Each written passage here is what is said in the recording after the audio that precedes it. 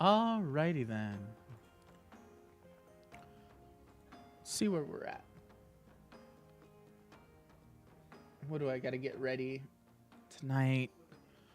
Gotta remember what happened last time before I really start my prep today. Okay, last time they had the conversation, fled Trest with the Archon, which means they're heading to Sutrana. Let's start this prep real quick.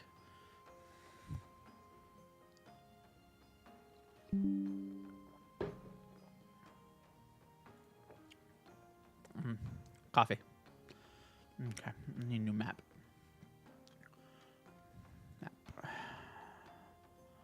I can't believe they're going to Sutrana. That's crazy. This means this is the third continent this campaign has gone on. There are only 4 continents.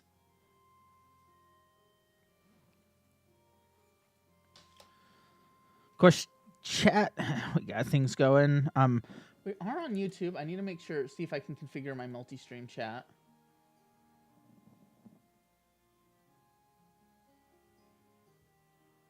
Okay, I should be able to see the multi-stream chat, but I would like to get somebody to test it. Hey, Jake. Hey, Jake, can you do me a favor? Yeah, can you just put a comment on YouTube real quick? Let me know. Let me know if one, it's there. If 2, I want to check to see this multi-stream chat feature. I want to see if it works.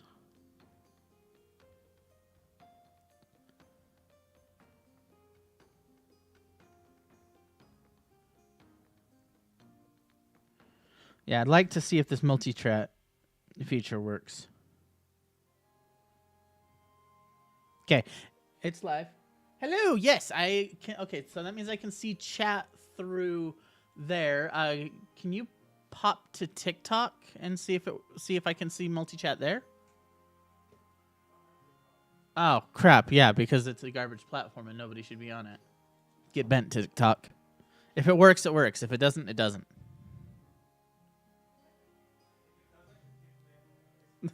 If it doesn't work on TikTok, it doesn't deserve to work it doesn't deserve to be in my chat. That is a horrible way to look at it, but that is how I'm looking at it.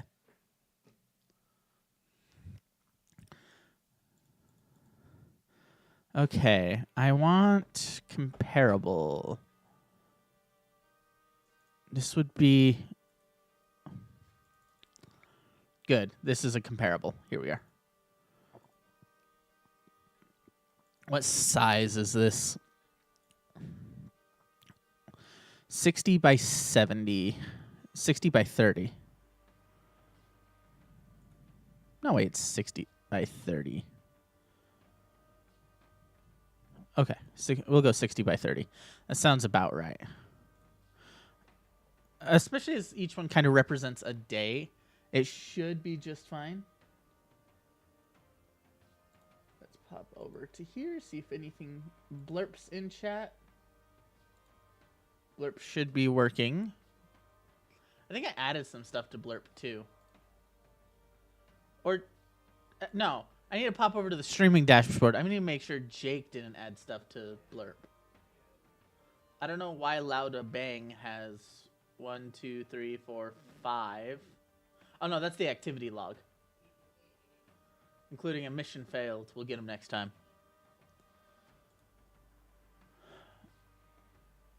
Instinct. Those are the blurps. Twitch channel. Here we are.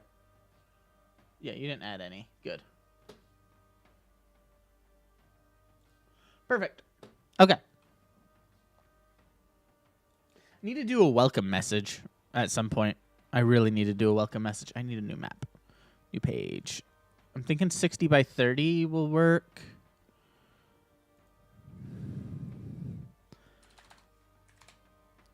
$60 by $30. See, See, the players have not been to Sutrana before. I don't know. Every campaign they've seemed to like narrowly avoid. No, they've been to Sutrana once, but they practically teleported there. It was hilarious because they made a random jump without knowing the area they were going in, so they wound up like a few miles off from where they wanted to be. Because that's how teleport works. Just upload the file.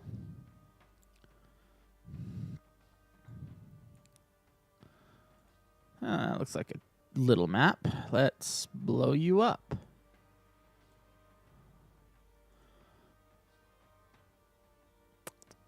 And there we are. Then we'll just stick you on the map layer. Oh. There we go. 60 by 30. I need to check the other one. First, let's adjust the opacity of the lines.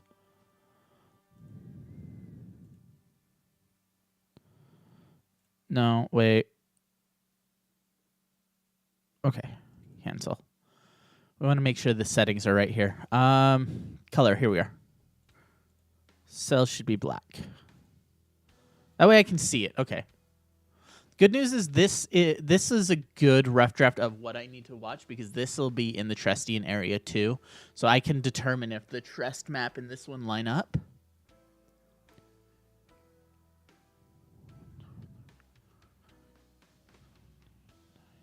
Ten, 11, 12, 13 across. So it's 13 cells across. Because that is this area down here. 8, 9, 10, 11, 12, 13 cells across.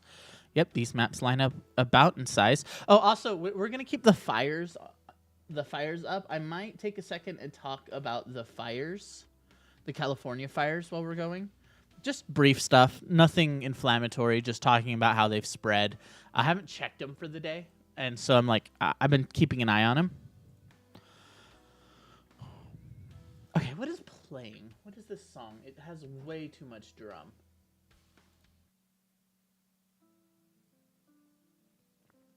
Like, that has way too much drum. Twitch requires additional permission. Oh, wow. Twitch won't... interesting. Yes, you can have permission to...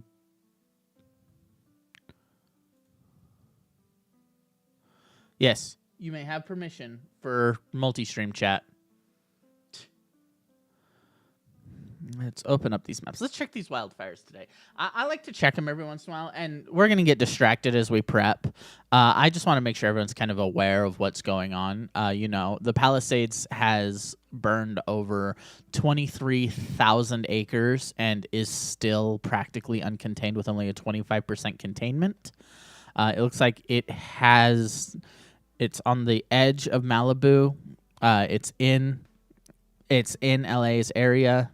And then you have the Eaton Fire, which is a nightmare for destruction. I mean, you can see all of this area here. It's gone 14,000, although they do have 55% containment on it, which is good. I'm not going to talk about the fires too much just because you're not here for the fires, you're here for the prep. But I want to be aware, like, this is going on. And this is a lot of destruction. I mentioned there's a couple other fires as well. The Hearst fire is 98% contained. It's practically put out by now, which is good. And then the Auto fire is at 85% containment, so that's good. They can really get to work on these hopefully before they reach more densely populated areas. I know the area is already populated. It's a tragedy. I don't want to talk about it too much just because I'm like, it's so much. There's a lot there. Okay, let's get back to what we were here for. We're here for the prep. We're here for that. I'm also going to pull up my YouTube studio just because we're live on YouTube too, so I don't see any reason not to poke over to it and see if people are watching. See if people are finding us. Oh, crap. I should not have closed that tab. I hope it doesn't make me log in. I'm going to have to bounce it over to this other screen if it does. Okay. There's a reason why we got to bounce it over to the other screen. Because... I actually don't. I can just open it on my side screen here. Because there are mapping. There's titles that I need to add to cities that they would be aware of. I'm not going to hand them a map. Ooh, this is going to be fun because they get actual exploration here. Because I'm not going to hand them a map. Which means they don't have a map. Every other area they've gone into, they've had maps. Also, Twitch. I need to put this in our welcome message. Blurp has the hey listen. I made it one channel point so that if I'm not paying attention to chat, you guys can just say, you can just tell me to listen, and I'll look over at chat. Okay. Okay. So we need a text. We always do cities in red. I don't know why we do cities in red, but we do.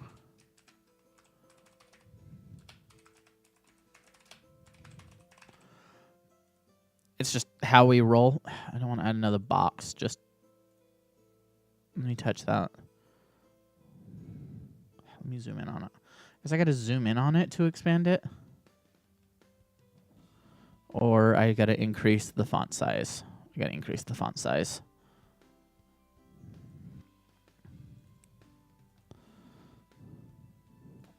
It had basic directions, which is why... let's see. Text 32. Yep. Sutrana. Because that is Sutrana. The great city. Make it bigger. Say 40. Because I'm going to fog of war this area.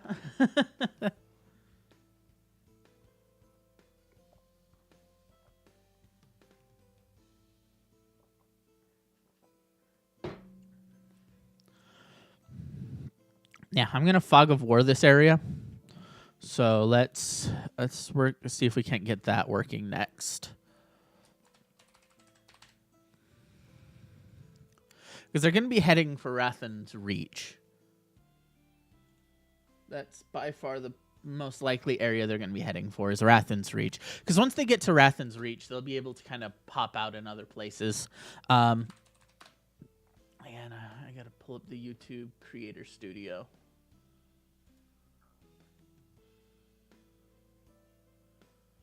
No, don't get distracted.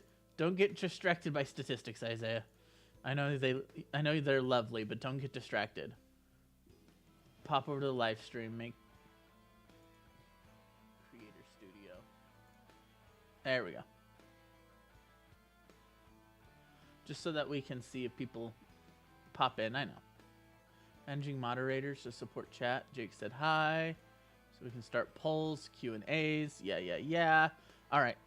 Sorry, we just barely got our YouTube stuff working, so we're like, oh yeah, our YouTube live stuff is finally working. We can stream and do stuff.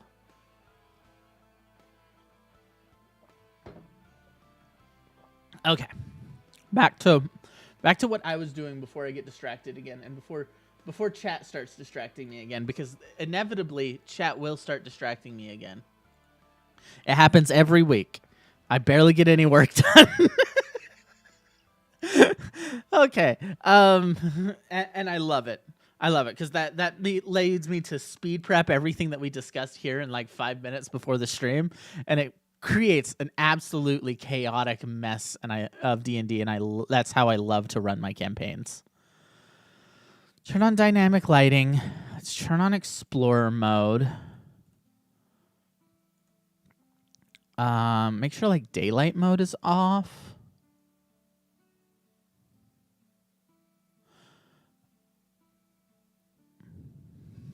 Yeah, make sure dynamic lighting is off. Update token on drop. Just the opacity of darkness for the GM view lowers it to see the map more clearly. Raise it to match. Okay. We're going to... So that's what the players would be seeing. This is great because I get to run the game as I get to finally get some exploration in here. Let's get the party.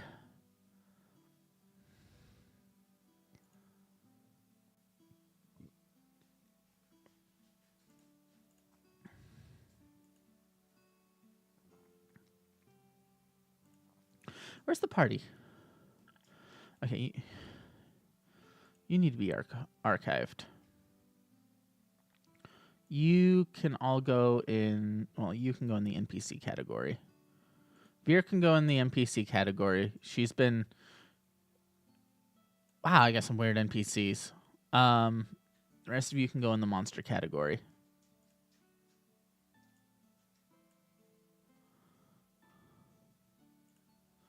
Got some weird categories over here, chat.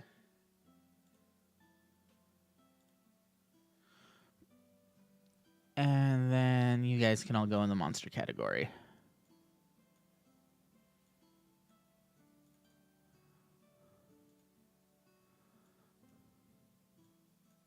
Yep, all of you in the monster category. That way I can pull you when I need you. I'm missing... Is it the owl or is it party hireling? That's it. I need to double check your token settings as well because if I don't, if your dynamic lighting is too high, yep, there it is. 5 feet. 5 feet.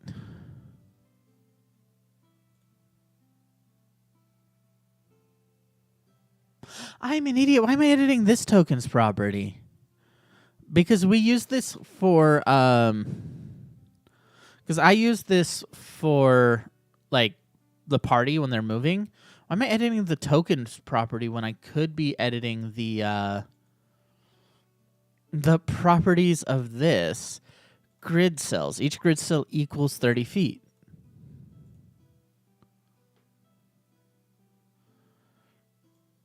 And let there be light. Why are you emitting so much light? Because it's 60 feet. Right, because your token says 60 feet. I do have to edit you.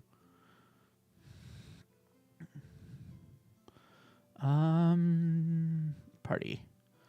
Do got to edit your token properties. No, I don't need to edit your token properties. Why am I thinking I need to edit your token properties when I just need to, once again, edit the properties of this. There we go. Then lighting. Is there still a lighting option? Lighting. Here we are. Nope. Nope. Oh. What are beams? Is this doing anything?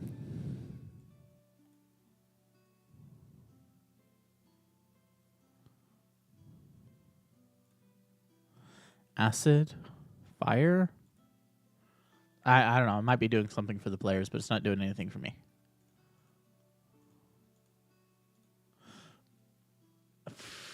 I'm just messing with it, and if anybody popped in here, they would see a mess going on. Okay. I'm just playing with some of the new features.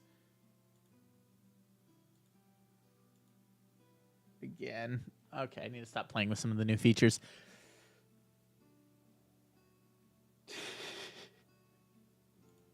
Let's go. What do I need? Oh, my brain is not okay today. Okay, I needed to edit this by 60 feet. Yep, grid distance. Perfect. Play on low. Nothing playing on load. We're good. Dynamic lighting. Can I reset? No, I don't. I need to reset the lighting.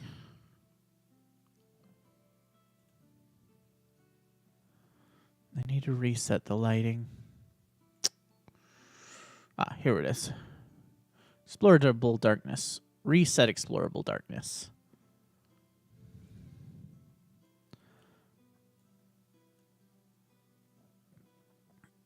Where did I find that? Ha! There it all is.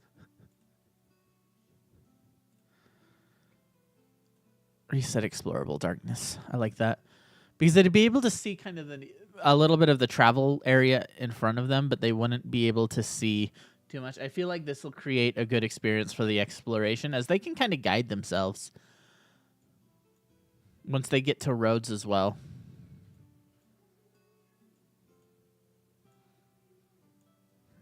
I'm essentially giving them a chance to kind of map the area out before they reach towns.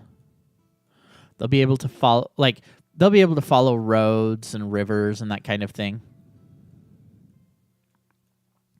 I mean, they don't have horses, so they'd be able to either that, figure out where they're going. If the person says, "Hey, this area is just southeast," they'd probably start traveling southeast.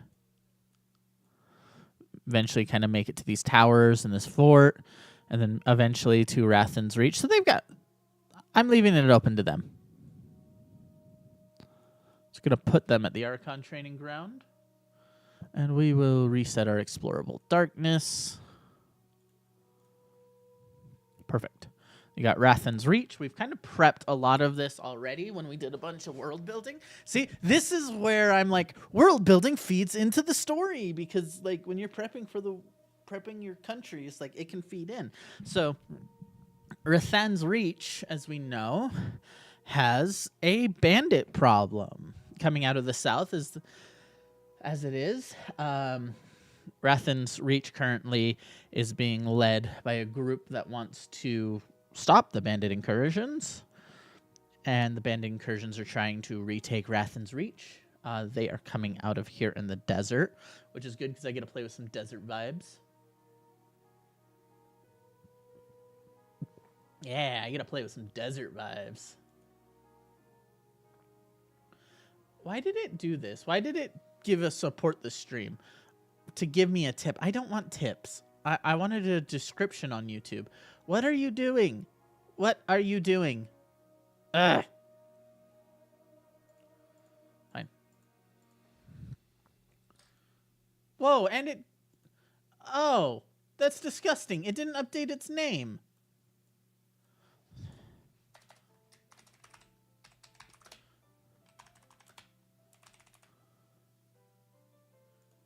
Let's start by updating the name of this stream.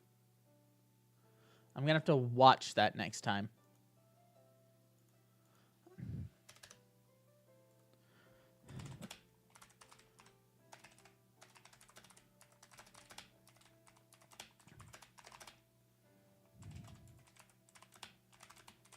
Note to self, in the starting soon screen, I needed to get a checklist of things that I'm going to have to do from now on. YouTube can be tricky sometimes.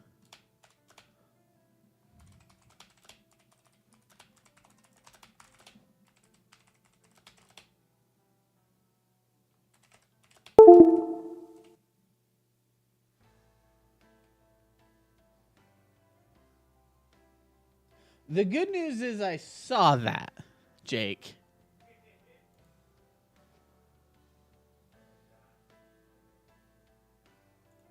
Also, I'm going to shrink that so it's less noticeable.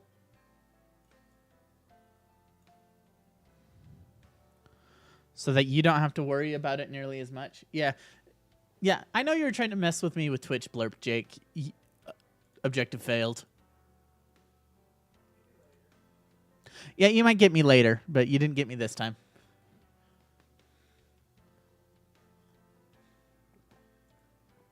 In fact, how do you redeem with blurb? Because I can't see it. Do I have to go to the actual stream? Sorry, I'm trying to see how blurb actually works on your guys' end. So let's pop over to the actual stream.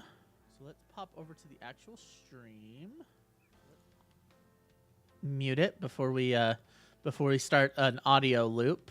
See, I'm already getting distracted. We're only half an hour in and I'm already distracted?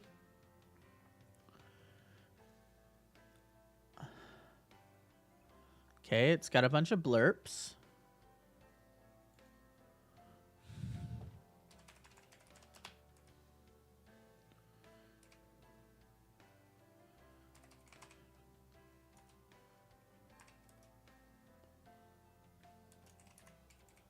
How do you use channel points for it, Jake?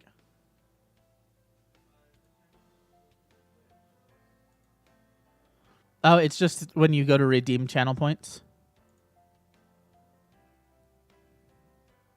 Oh, I see it. Mission failed. We'll get them next time. Huh?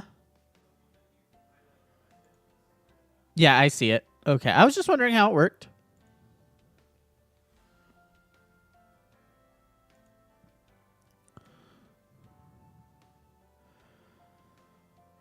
Yeah, I was just wondering how it worked because I'm like, huh, that's interesting. Yeah, and you just... Then you just redeem that way. FBI, open up! Okay, that's interesting. I kind of get how that works. You can play with that. All right. Well, I'm done playing with my own Twitch chat. Somebody else can go play with it. Okay. Back to what we were doing. All right. So if they're going from here to here, I kind of want to have a combat encounter. Let's prep a combat encounter for the road. Let's prep a combat encounter for the road.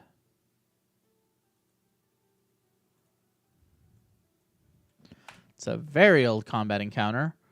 Wow, it doesn't even have a background.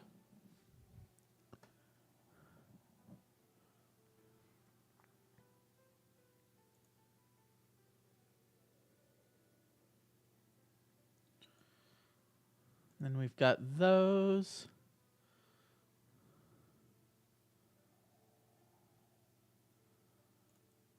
All right.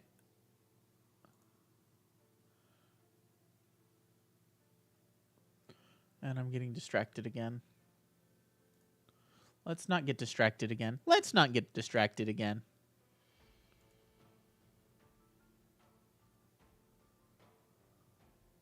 Wow. YouTube, are you on a delay? No, it can't be that big of a delay. Okay. Back to work. I'm just staring at a blank screen now. I don't want to be staring at a blank screen.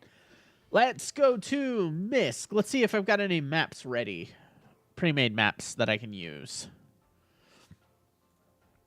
Why make something new when look, when you're doing a new campaign, like when you're running a campaign that's like once a month, you can get away with like doing a bunch of maps. But when you're running a weekly campaign, sometimes you got to cut corners. Sometimes you got to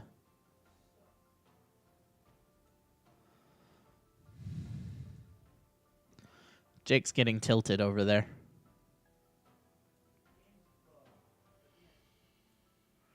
Yep, Jake's getting tilted. Let's see what we got. Let's see if we got any things that we can do. Wow. I got zombie stuff, I guess. Toasty thaumaturgy. Huh, that's cool. Oh, hey, Blindside Bunny. Welcome back. Thank you for the follow. What is this? A spell effect? Oh, that's actually pretty cool. Okay. Sorry, I'm working on getting my entire thing set up. I'm building just a road encounter right now.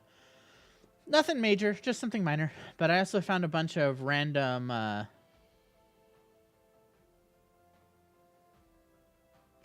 random stuff that I have now access to. Okay, pack of foes. Weird stuff. Okay, probably won't use any of it. Dynamic lights, days of smog and brass.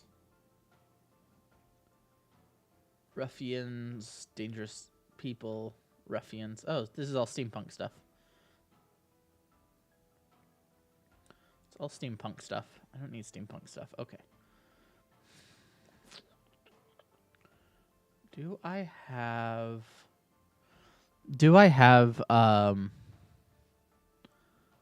it's Mountain Stronghold. Ooh. Ooh. Ooh.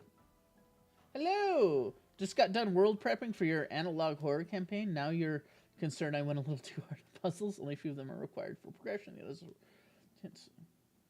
okay.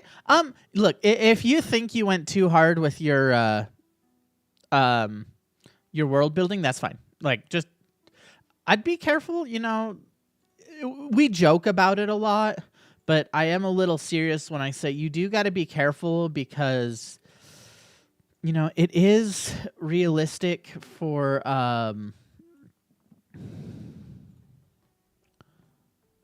No, I don't want to. Whoa. Whoa, I can adjust page size? Sorry. It is realistic that the players may not get it. And that's okay. They don't necessarily need to Ooh, question is, do I do this encounter at night or do I do this encounter at the day? We'll adjust the page size. That's a new thing that I'm liking, adjusting page sizes. Yeah, so what I'm thinking is, like, you said it yourself. Oh my gosh. Does this thing have its own graph that's, like, causing problems? Are the graphs not lined up? Oh, that's annoying. Why isn't the graph lined up? It's supposed... Don't get tilted, Isaiah. Don't get tilted at a map. Don't get tilted at a map. Sorry, these kind of maps, when they're just off enough that it causes me problems, I'm like, why? Why is it, like, when you fit to a map? Okay. Again, don't get tilted at a map, Isaiah. Get tilted at something else. Let's go to map and assets. Yeah. So, sorry, back to what you were saying there, Sonny. Sonny. Hey, Sonny. Sorry, I'm feeling old for some reason. Yeah, when you built your campaign and go hard on the world building, great. That's for you. A lot of the world building is going to be for you. It's not going to be for them. Because, and I say that mainly because they won't see a lot of it. Sure, all the puzzles are there. Also, make sure your puzzles are a little open-ended, so, and I don't have to necessarily say easily solvable, but actually solvable. I've known a few dungeon masters in my day that went really hard on the world building, and then realized that they're... Oh man, this is modular. That's cool. Really, that is... Or these could be 4 maps. You know what? I'm just gonna pop that over to the new map. Okay, old man. Don't make me revoke your mod status, Jake. No, I need a mod. Wait, I can't fire my mod. He'll just get on after I'm off and mod himself again. I'm trapped in an endless cycle. Yeah, so make sure they're solvable. Make sure that they like... Try not to have one way to solve it. Let the players... And don't be too concerned when the players inevitably destroy the puzzle. Because they will. They always do. How big of a map does this need to be? How big of a map is this? 35 by 35? That's not the worst size map. It's a good size for an encounter.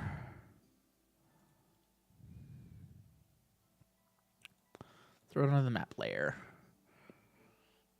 Yeah.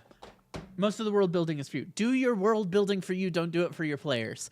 Because they'll see it. They'll appreciate it. But ultimately, you're going to be the one that appreciates it the most. You're going to be the one that sees the most of it. So yeah, do your world building for you. Let them, you know, do their thing. Sorry, I don't know where my brain's at today. I know I needed to get this prep done, though. It's about all I know. I'm exhausted today. I was up all night writing, and so I'm like, oh, I didn't fall asleep till like 2. And I'm like, just because I've kind of made a thing where I'm like, okay, I want my book. I want to finish this book. I'm going to write this book. I'm going to get it done. I've got everything planned out. I've spent years writing it. It's time that I just crank this thing out. Let's pop this over to the actual one. And so I've been like writing a chapter a day, and I'm like, it's killing me.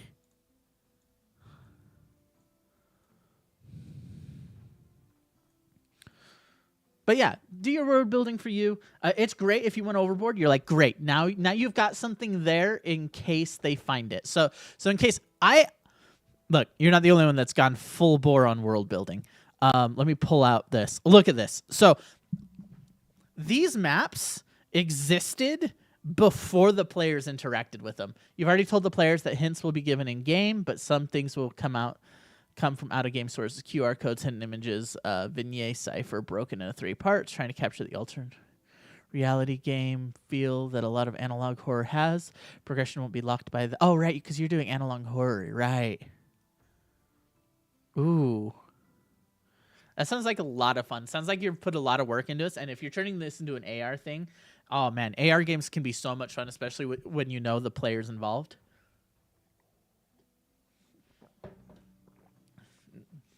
And because it's an AR, sorry, I missed that first part where you're doing a horror campaign, an analog horror campaign. It's so much different. Analog horror is so much different than normal D&D. That is my bad.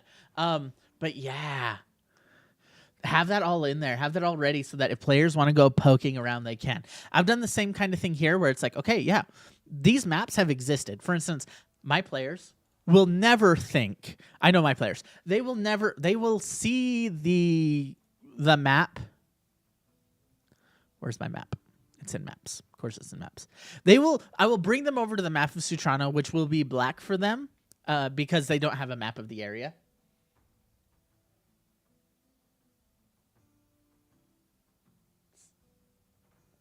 Ooh, that is creepy. Ooh, that is creepy. Oh, and that's what you need in a horror. I think creepy and psychological is what you need in horror. Yeah. So when I'm gonna hand them this map, I know my players. They've got this map in game. They're gonna need to figure out where to go. They can get lost, but they will never think to pop over to the World Anvil and open a map of Sutrana. I just know them. They will never think of this. It's there. It's there. They have it. The same for Travash, the same for Chess. They would never pop over here. But yeah, I went way in bore. Look at this. Myths. Gods, 2 pantheons of gods. The family of Shem and those who walked to Vedalon. Well, not 2 pantheons. It's 1 pantheon, but like 18, and I've got articles for all of them. And that's just the religion tab. Like, I have gone full bore into this thing. Some organizations that exist in the world. I'm going to sort them by continent pretty soon because it's about to get a lot bigger as they're dealing with some heavier hitting organizations. Some historical events, different peoples, bugbears. I'm going to talk about different areas. And then, of course, kingdoms. Like I said, I've gone full bore on this thing. And most of it's for me. My players will never see it. You know, I even put did some campaign stuff. You know, I had the Travash campaign, which had just some stuff in there that's like, oh yeah, I'll post these there, but it's here. The Songs of Travash, the Oblex journals, and then I had some campaign. I did some campaign. Really need to remove the Shattered Territories campaign stuff. Session report. Dragon journals should be in there. Something's off here. Sorry.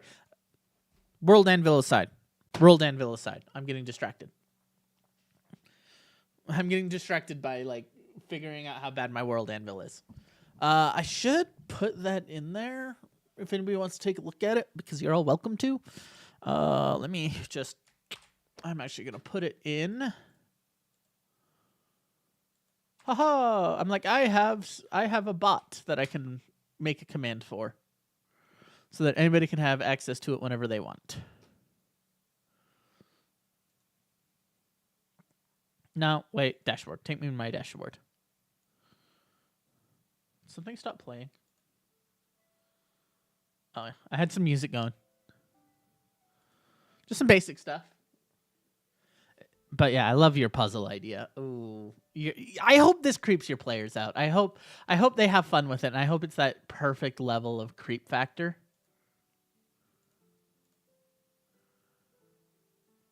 Okay, here we are. Why is Blurp watching? I guess it's always watching. Blurp is always watching. Back to the bot commands. Let me get that bot, give it a new command real quick.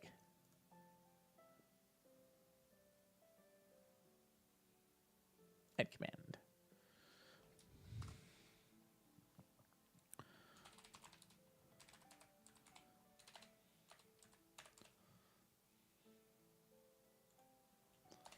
New command, world anvil.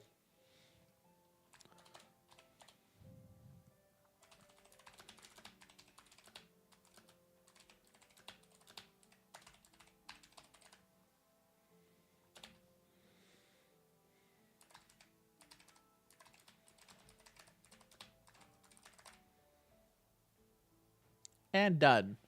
New bot command. I'm going to have to integrate it. Let's test it. Just put it in on the fly and then test it.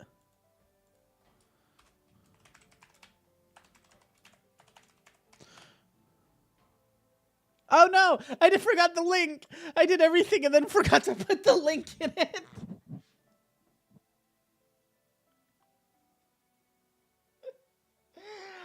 I'm like, I put everything in there, and it's like, oh, I forgot to put the link to the world anvil, of course. Of course, that's the one thing I forgot to do. Let's...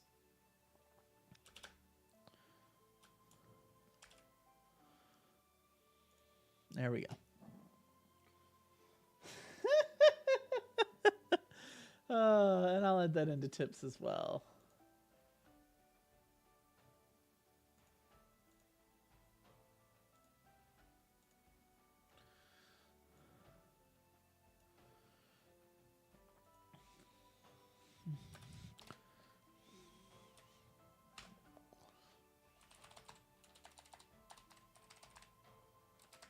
And I gotta edit the tips so that it pops up in there. This is something we do. Yeah, every once in a while I gotta stop and fix something where I'm like, oh, you're right. I should probably add that there.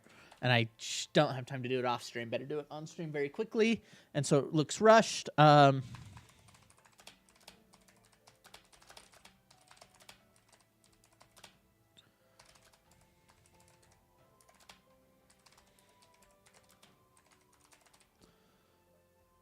we go. Now, let's try this again.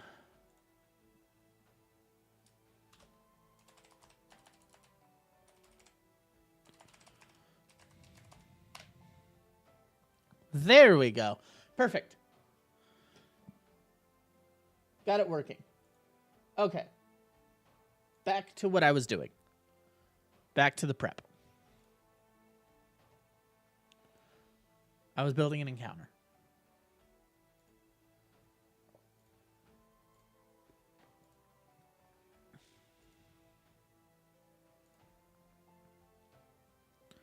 Right, I was building an encounter.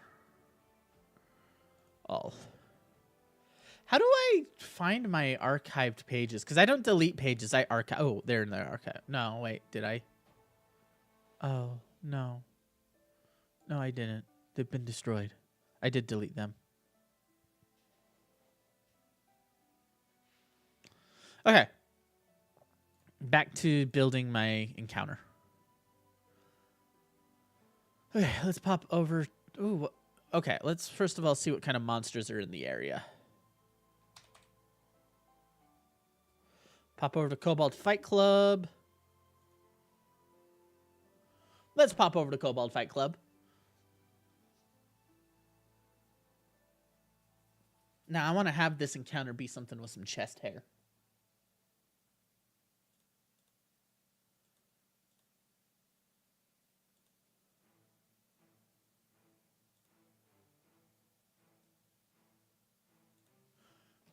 Yeah, I'd like this encounter to be something with some chest hair. I'm going to pop over and check other chats real quick. See if anybody else is watching. All right, TikTok's a thing. They could be chatting on TikTok and I wouldn't know because I hate TikTok. Jake knows my, like, hatred for TikTok. Okay. Nobody's watching. That's fine. Perfect. All right. Whoa, what is going on?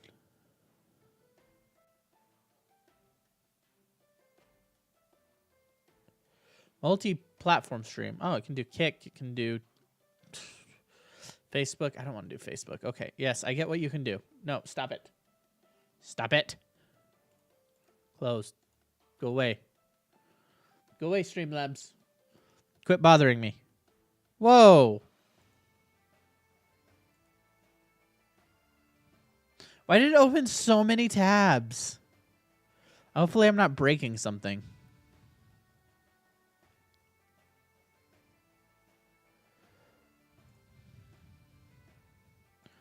Yeah, I hope I'm not breaking something. I do that a lot where I start working and then I break something and I'm like, oh, great, now we're broken something. Great, it's broken. Oh, well. If we broke it, we broke it. Don't see any reason to have this open. Okay, I don't need that tips and stuff. I don't know why that search props that up. I just wanted...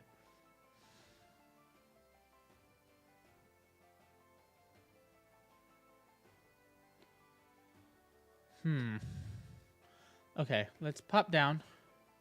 Build us a road encounter. I'll give it like a 25% chance of happening on the road. It'll be one of our little things because they're not going to be doing the travel route that we did. We only do that when they know where they're going. When they actually have to find where they're at and they don't know where they're going, and have a route that they can make, it's normal travel.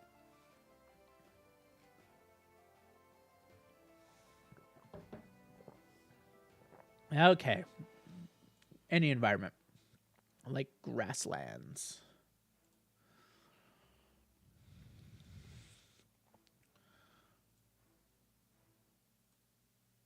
They're not level 20s. They're level 10.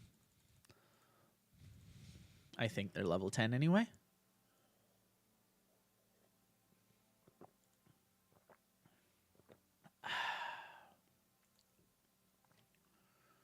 And they most certainly are not ready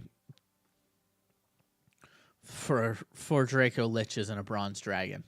Nope, that is not happening. What kind of is hanging out here? Barghast, Cyclops, Clockwork, Oakenbolt. They fought those before. We're not going to fight those again. They fought those before. They're Earth Elementals. Okay.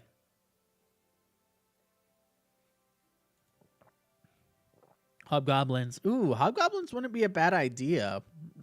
A traditional, like, goblin attack. That actually might be fun. Let's... Hobgoblin Devastator.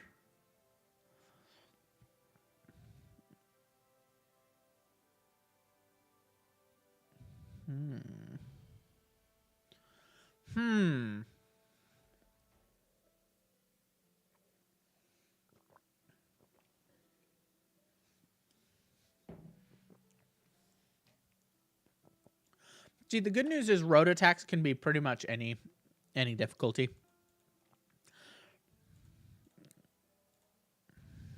I would like them to be humanoid. I think it's best that they fight some people. Some gnolls wouldn't be bad. They haven't seen gnolls before. Gnolls would be an option. Maybe Flind? Let's grab his stealth, his stat block. Let's grab his stat block real quick.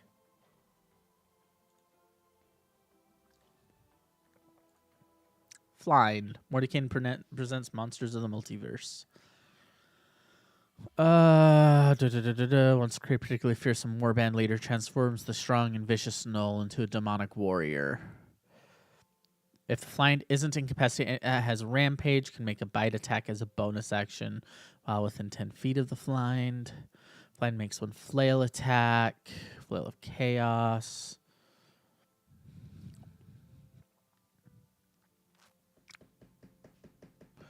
Huh. What is Rampage? Sorry, Rampage is... Any creature that has Rampage can make a bite attack while within 10 feet of the Flind. That's Aura of Bloodthirst.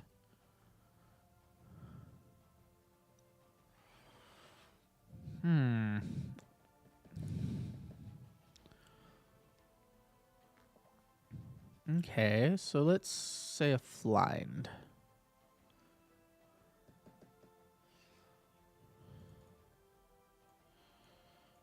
Let's go 2. Would 2 flinds be too much? My players are tough. Grab a flind. 2 flinds. Oh, that says deadly. That says deadly. I mean, I guess it 1 flind. 1 flind will do. Boss with minions. That's what I want. No. I don't want that. You're just grabbing random stuff. I don't want random stuff. Let's add a flind. And let's add some nulls. Really? That's the only thing that's... Oh, challenge rating's too high, I bet. There it is. A Havoc Runner? What's a Havoc Runner? Because if we're doing a null encounter... Oh, he's from Tome of Beasts.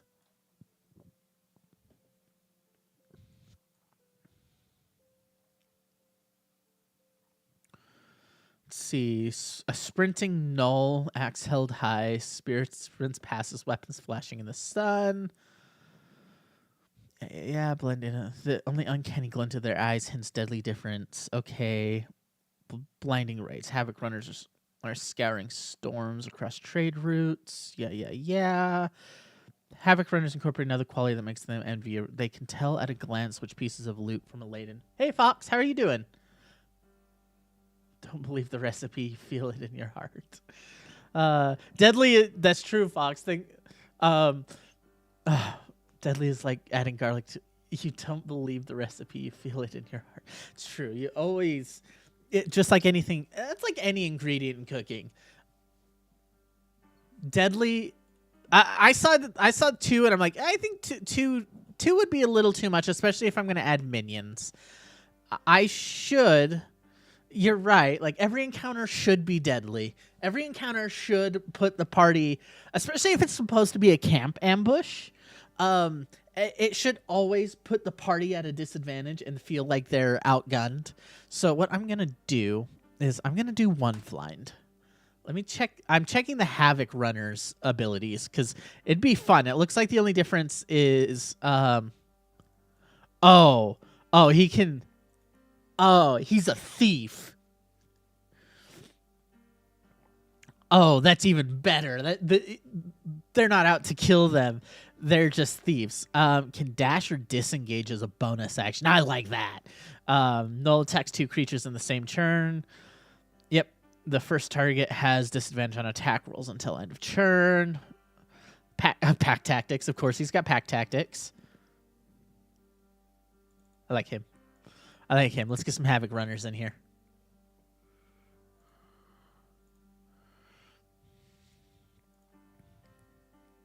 I think 2 Havoc Runners would be good. I'm making a null war band, essentially. A raiding party. So, you need to drain those players' resources. Got to... I know. Steal their crap. Maybe they'll try to nab the bag of holding. Maybe they'll try to take the handy haversack. Maybe they'll try to steal their resources. Definitely gonna go for their food. So let's get the flind, and then we need I think some basic nulls. Let me check. I want to see what the difference is between a normal null and like a null hunter. They're also going to be a new area, so they're going to be very limited on resources. They wouldn't have been able to stock up. Yeah, I'm going to check to see just how we're going to see how much different nulls are from null hunters, because I would ideally like to make something tricky. Because they've been fighting, like, melee guys a lot. I want to give them some range stuff to deal with. Oh, so the difference really is... No, longbow, rampage, hunter. Is it in their stats? Null hunters have higher stats. Okay, we'll grab a couple null hunters. because they've got so much at their disposal, and they'll mostly be refreshed. So dealing with a null raiding party will be pretty fun for them. I'm just trying to think of how many nulls is too many nulls. How many null? How deadly is too deadly?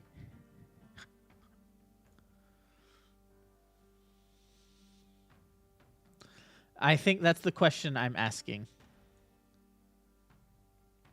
How deadly is too deadly? Do you have a boss null? Give him multi-initiatives to really get them thinking. Yes, I do have a boss over here. I have got a Flind in the mix.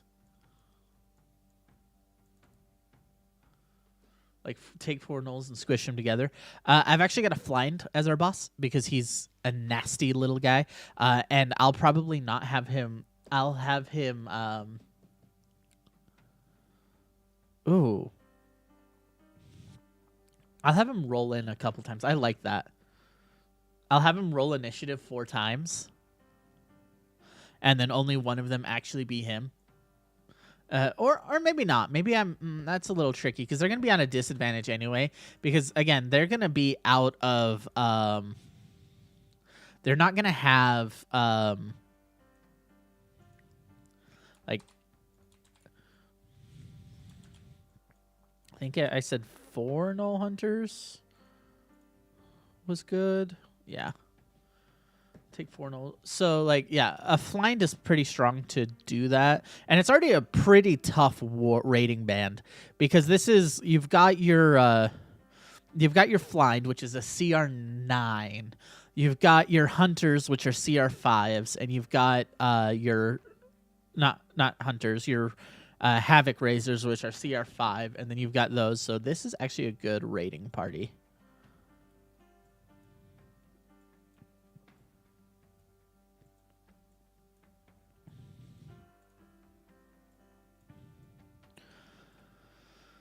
That's a pretty good raiding party. It gives them enough to think and pick their targets and decide if they need to run or not.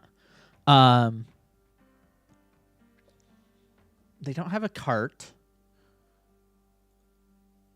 Yeah, they don't have a cart. They don't have... So it'll probably just be a campfire. Let me actually get that set up.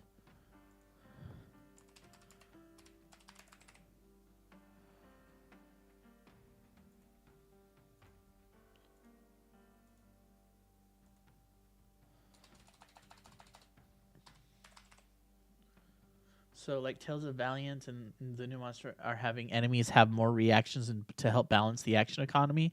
If they are arrested, you need to drain some resources before they give chase for stolen items. New GM has chase rules now. I haven't looked at the 2024 stuff. Let me see chase rules. Are they any good?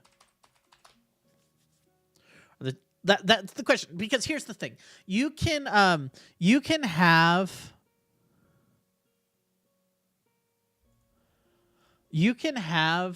chase rules all you want, but if they're bad, they're not worth using.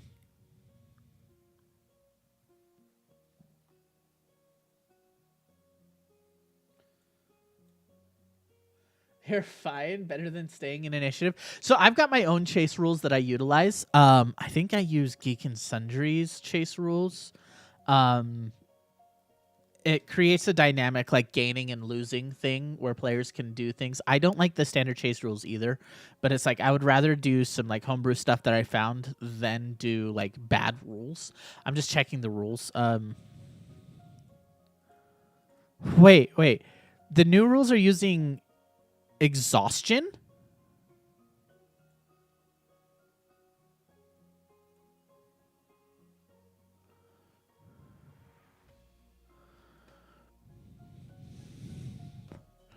Wait, where are the actual rules? I need to see these actual rules.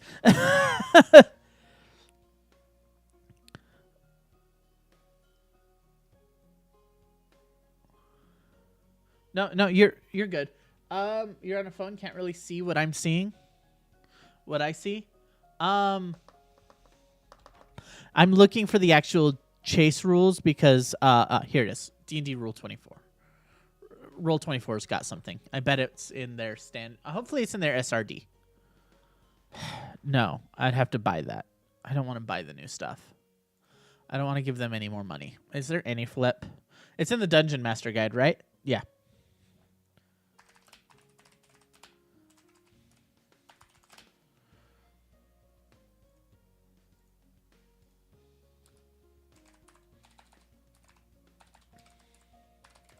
Don't tell anybody.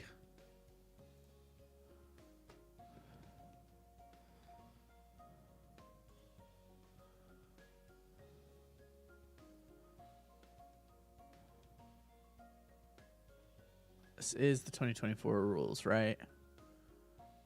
Looks about right. I do what I can. Poor man has poor ways.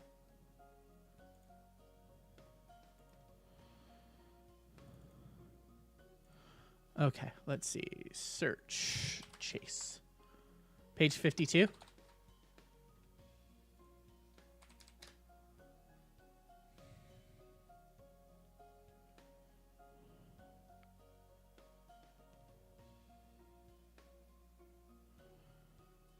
This is all combat stuff.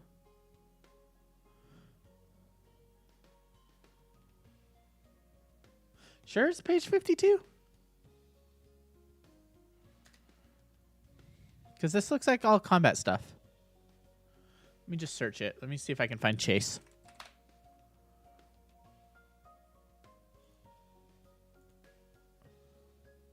Yeah, we're looking at it. May be off in here. Page 55. Here we are. Keep combat moving. Fight or flight. Here we are. Okay. Flight. Creature can retreat. Chapter 3, page 50, tool DM's toolbox. Chapter 3.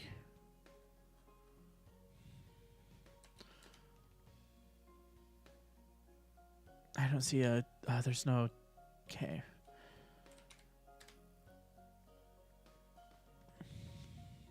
Chapter 3, DM's toolbox. Here we are.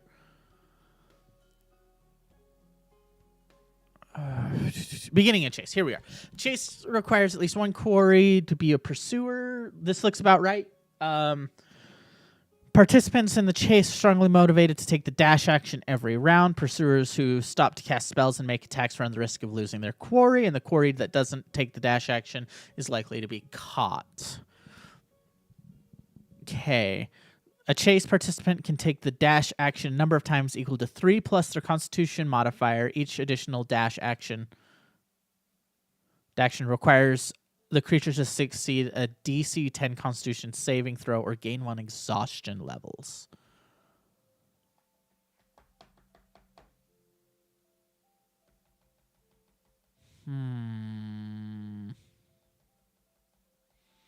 Sorry, I'm looking at this and I'm going...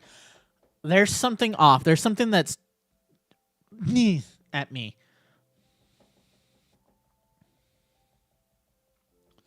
I don't like it giving exhaustion. Like, I like giving exhaustion. I love exhaustion.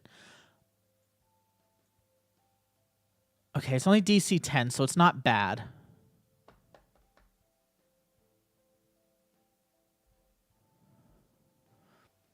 So 3 plus his constitution modifier, so maximum of 8 before you start to make saves.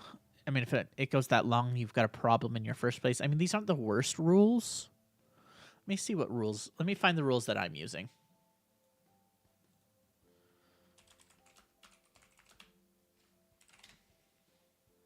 I'm like, I gotta remember which rules I used.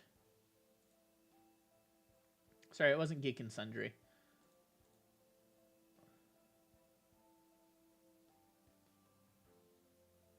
Here it is. I use Hipster and Dragons rules. But yeah, changes to though.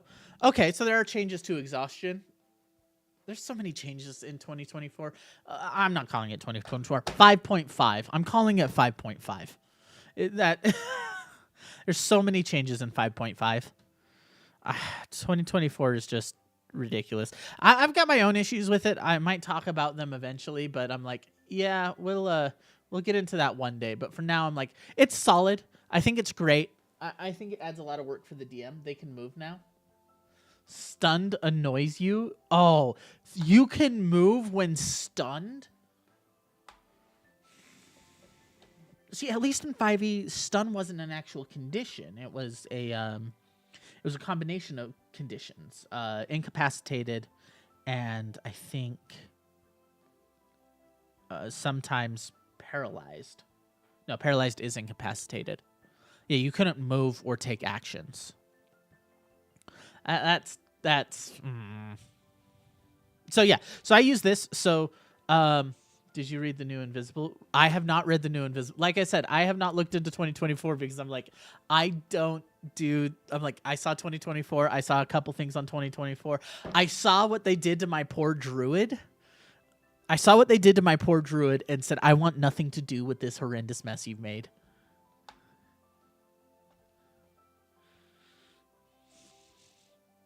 It's a condition now.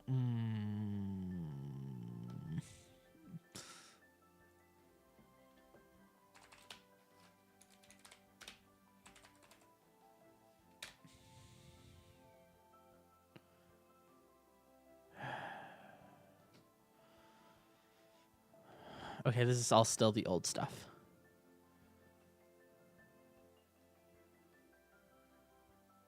No, they did add it here. So this is the 2024, right? This has to be the 2024.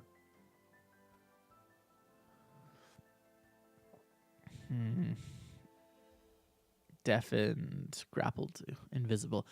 Impossible to see with the special sense. For the purpose of the creature is heavily obscured. The creature's location can't be detected by noise. Attack rolls against it have disadvantage. Sorry, I don't think it is. But it looks like it because there's also stunned in here.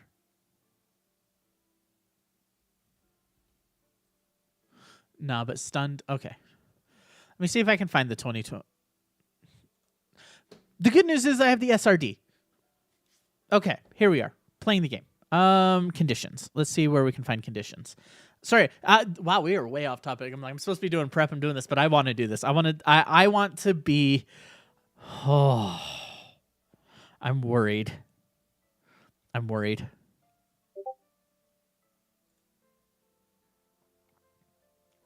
Okay. Conditions. Here we are. This is from the 2024 SRD.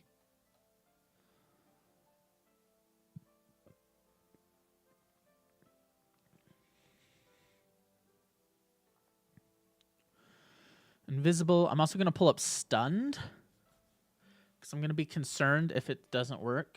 Can I link? I have a link. Yeah, you should be able to link. I'm just in the D&D like free rules SRD stuff. You should be able to link in chat.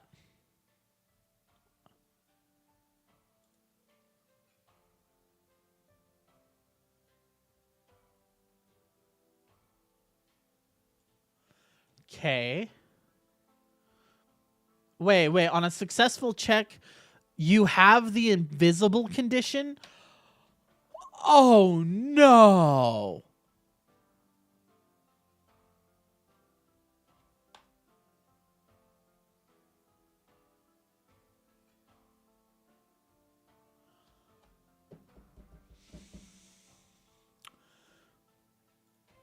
Okay.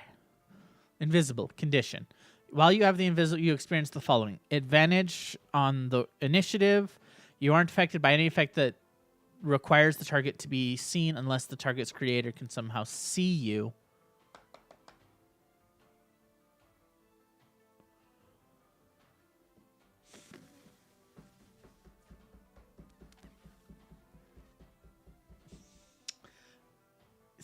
Based on what it's saying, must succeed and then gain this. Yeah, that's... No. That's dumb. What the heck are they thinking? Who wrote these rules? This is why you need this is why you need rules lawyers writing these. Because if anybody is going to fix like rules, it's going to be the rules lawyers. This whole like 2024 thing for me comes off as the rules lawyers didn't write this. People who wrote story wrote this. The people who write the story should not be the ones writing the rules. because they will do crap like this. And what they did to my druid. I will never forgive them for what they did to my druid, by the way. I will never forgive them for what they did to my druid.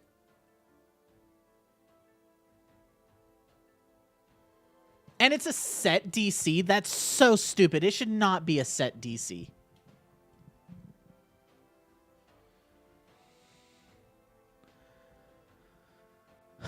That's so dumb.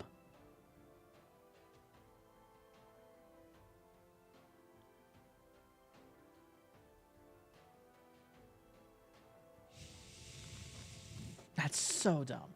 Okay, let me look at stunned. Stunned. Okay, here's the thing. Thank you. Okay, I have no problem with stunned because I think you're off with your stun rules. So let me see. Does this bring up stunned? Okay, no.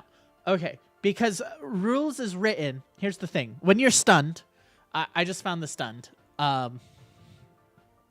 Tells it because of this stuff. Yeah, this kind of stuff is great.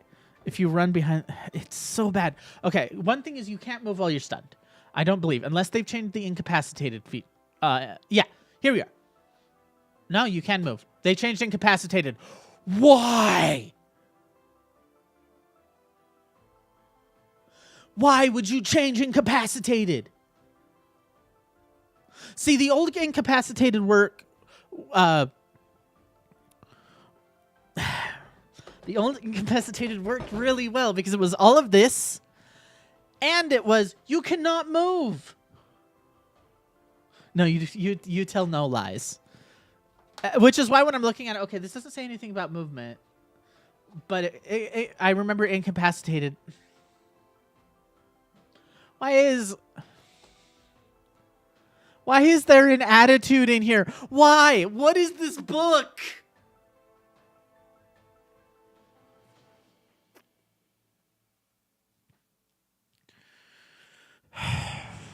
I'm going to have to do like a stream on 2024 where I just read through it and get really mad because this is bad. This isn't just like bad. This is horrendous. Why isn't attitude in conditions?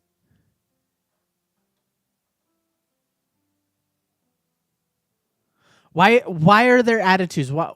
Why are attitudes something that characters have to have now? Friendly attitude. Frightened. I wonder if there's keywords that need it. I wonder if there's keywords and spells that need it, like they have to be friendly towards you, and so it's like, okay, we'll just give them this this thing that denotes their disposition.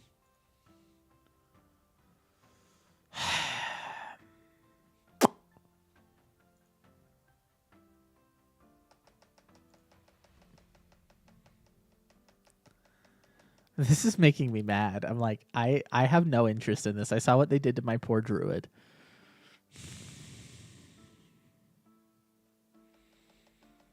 Yeah, it's to do with like charisma checks. I figured something like that. Charisma checks or some mind-altering spells.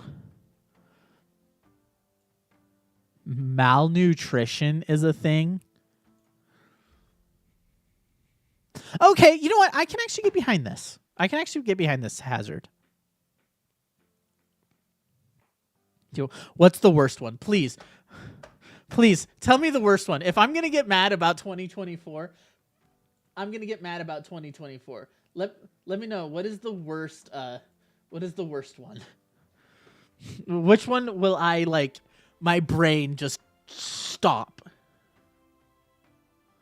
Look up weapon juggling. Oh, God. No. Okay. Okay. I'm going to do that in just a second. As soon as I'm done reading this malnutrition hazard. Size. A creature that consumes less than half the required must succeed a Constitution saving throw, again 1 exhaustion. Okay. Kind of like that. Mixed with Nick. Okay, let's look up 2024 weapon juggling.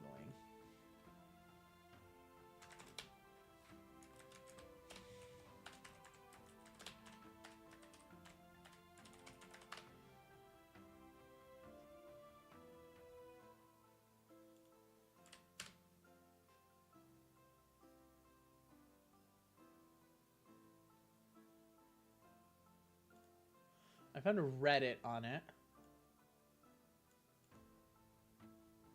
Yeah, I found a Reddit on it, but I don't think that's accurate. I don't trust Reddit on these kind of things. Looks like there's a video on it. So it's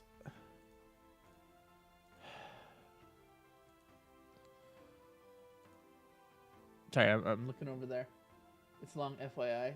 Yeah, then have a feat like dual weapon master. Okay, I'm gonna find something. It's probably one of those weird combos that there's no way the D&D creators could have anticipated, which is why I'm like, that's a little more forgivable. You can never anticipate your players. And the fact that they're finding this thing so quickly, I'm like, yep, okay. Because that sounds like a lot of stuff. So like light weapon property with Nick and dual weapon masters, like, okay, that's something they can do. So I don't think it's too egregious if it's like, okay, you're purposely combining weird rules that work together. The fact that they found it very quickly is interesting. So I'm going to look that up when I've got a little bit more time. But yeah, I should stop getting mad at 2024 before I find something that I'm like, I do not want to know.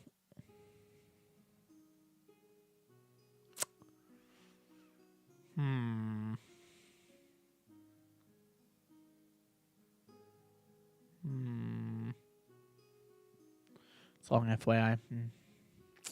So what I'm going to do here is I am going to stop getting mad at this because I can spend all day getting mad at this. When you would not reduce creature with a melee attack, you consider reduced to 1 hit point. Creature has the unconscious condition, starts a short rest.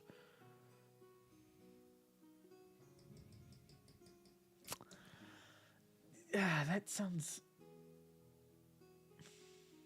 Again, this is something the rules lawyers would have found if they would have had rules lawyers look at it. They needed to have rules lawyers look at it.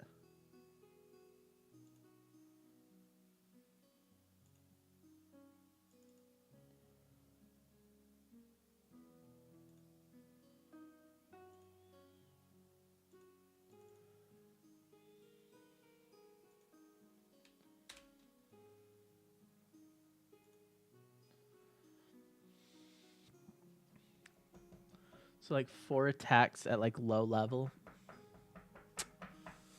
Yeah, I mean, okay, here's the thing. That sounds like it's purposely trying to break it. And so it's not like for me, I'm like, that's not really a weird interaction so much like a weird like break in the rules as like, okay, that's something somebody purposely has to go for to break. And I'm fine with that. There's stuff in 5e that's the same way. Because a DM can control that. Did I close Roll20? No, I just opened another tab. Perfect. Okay. Okay, let's get back to what I was doing. I was prepping this encounter. Did I get the fire? No, I need camp. No, stop it. I don't need co-pilot. Shut up. I need to get back on topic.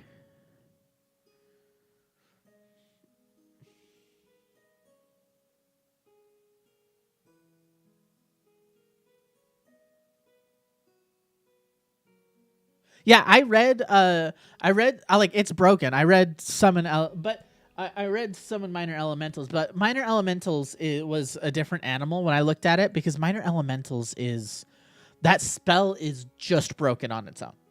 It just breaks everything around it. You don't need to go out of your way, take an extra feat to break minor elementals. It's like characters will accidentally break it with summon minor elementals. There's a different. I feel like there's a difference between somebody purposely trying to abuse the rules versus the rules being in such a way that characters will abuse them by accident. So I feel many people won't see the item interaction of weapon juggling unless they know it exists beforehand. Yeah, you either attack or use your weapon mastery ability.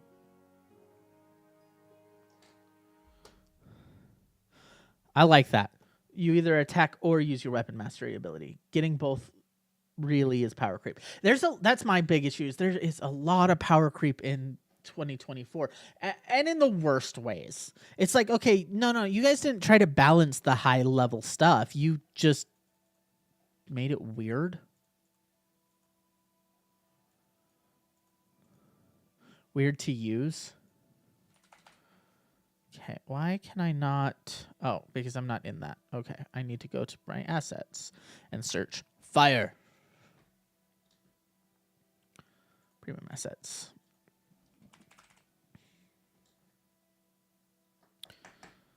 Okay. Don't know what that is.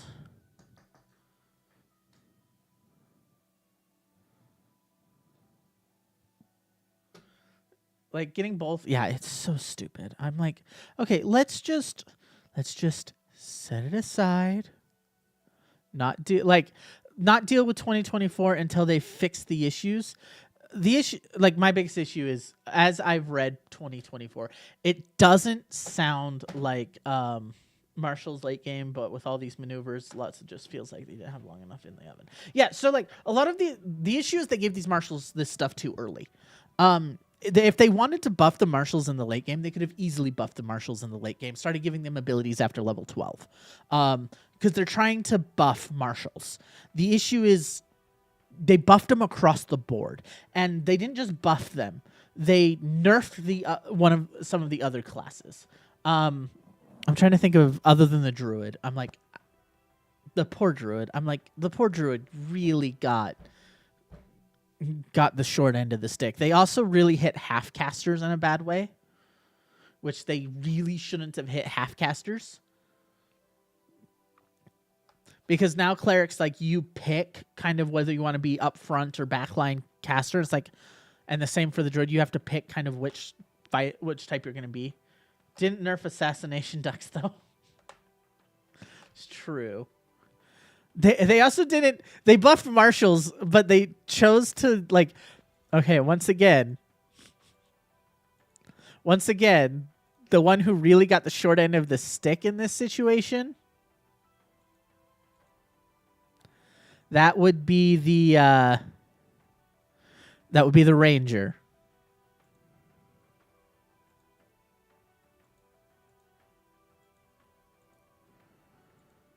Yeah, the Ranger really got the short end of the stick here because he didn't get buffed. They just made him more about his hunter's mark.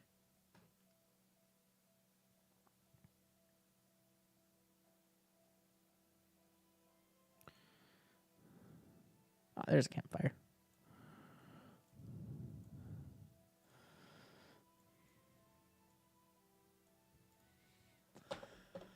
This book, this needed a lot more time in the oven. I was even more ticked.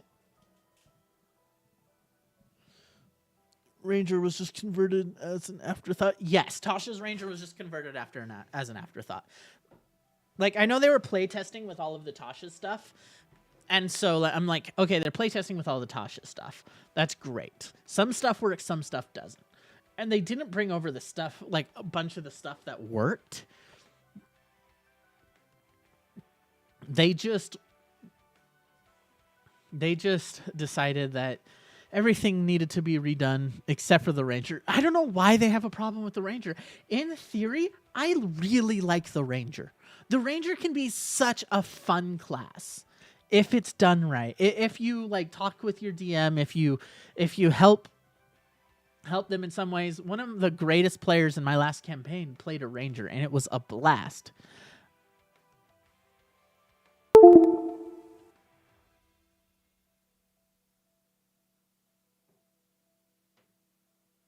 I saw that. I was literally looking at chat when you did it, Jake.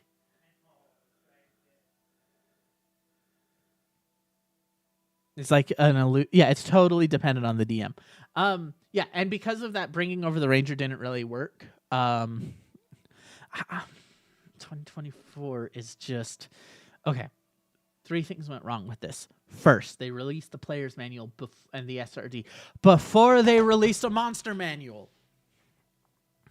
How is a DM supposed to do encounter balancing? How are they supposed to do a campaign if you've locked all of the monsters around a release that hasn't come out yet?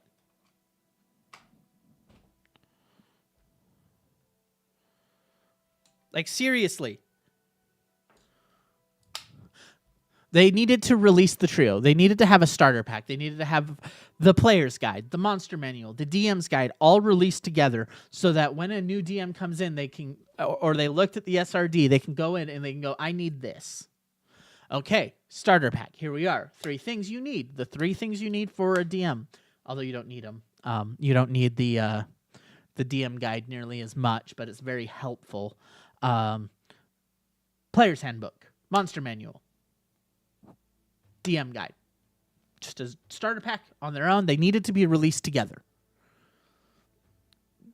Because DMs did not know how broken the things were. And we don't know what they broke later. Like, I heard they made changes to the Tarrasque.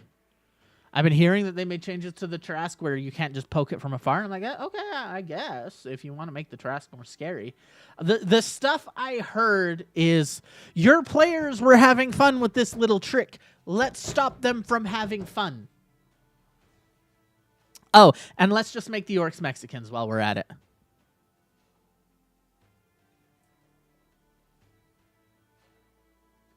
Sorry, I'm going to...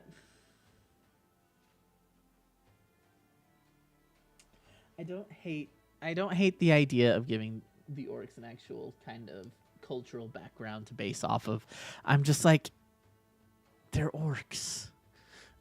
They're orcs. Every medium has orcs. Stop making them representative of minority groups. It's not helpful. I told you, aneurysm. 2024 gives me an aneurysm.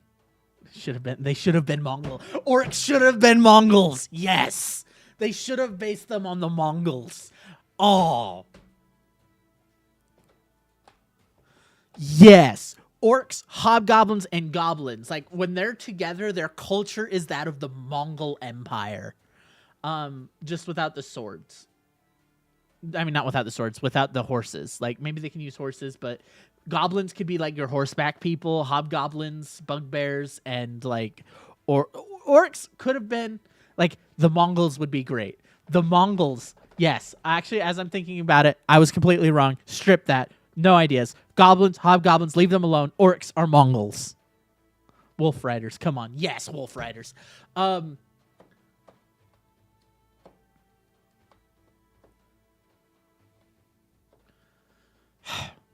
Orcs should have been Mongols, not like... Have you seen that? Here, I'm going to pull it up because that picture was like so insulting.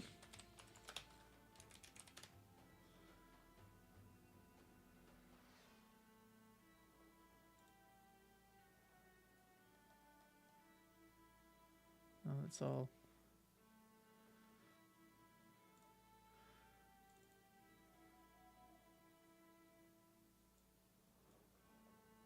Really?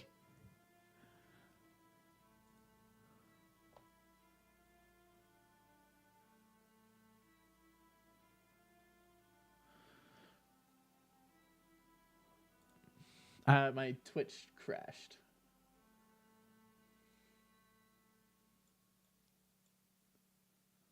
Whoa. What is this? What is happening? It does not want to display. Sorry, my Twitch is having issues. Is it because I'm on a... Oh, it's a main window, not a middle screen. Duh. There we go. Sorry, I was on main window, not middle screen. It was just showing that window. I don't know why that opened. There we go.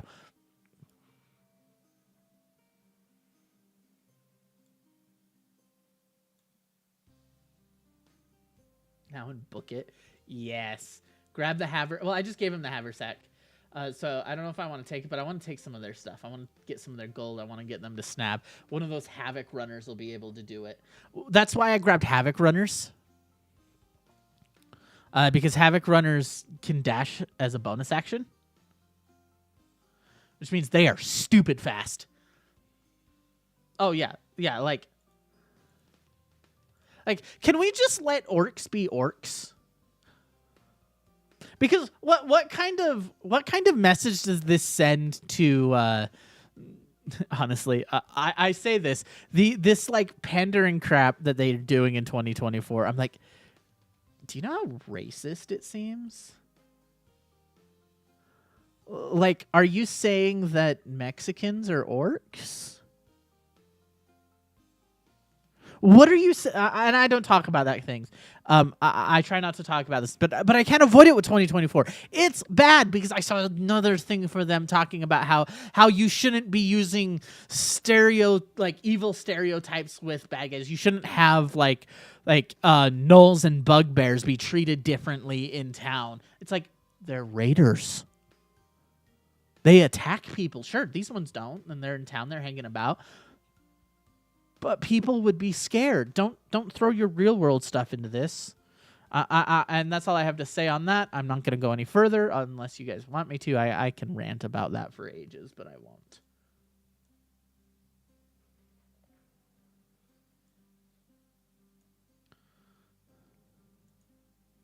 I can rant about that for ages, but I don't think anybody wants to hear that here.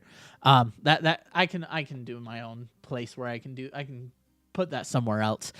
Yeah, as far as these gnolls go, I'm thinking gnolls are children of a literal evil god. Exactly. Born from like sacrilegion, born from like a cursed hyena. They're literally evil.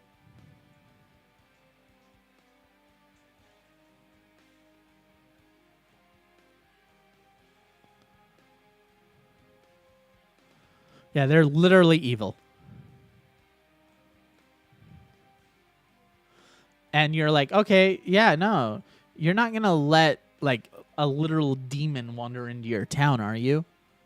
Of course you're going to be against it.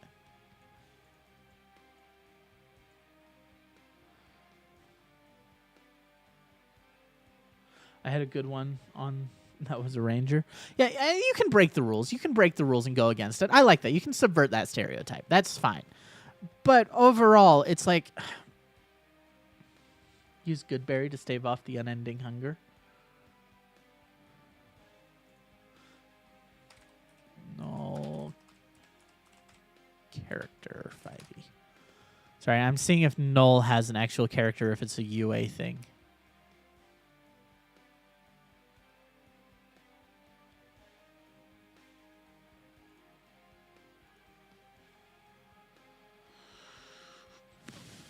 It must be a UA thing.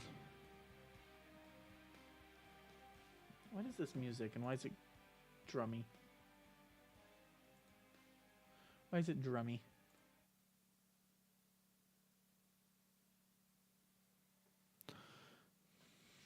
Change the music.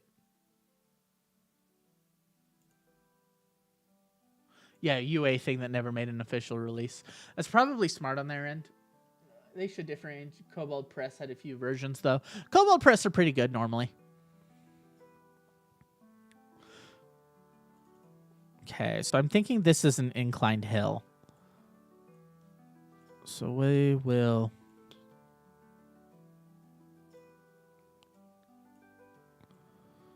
put our Havoc Runners over there. Actually, should I put the Havoc Runners? They would spread out.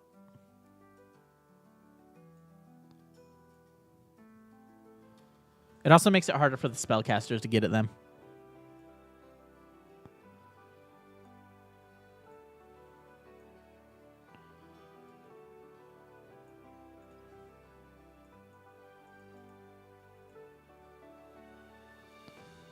So I'm going to have the Havoc Runners kind of like small group leaders. I need 2 more gnolls. I need more gnoll hunters. Yes, it gets deadlier.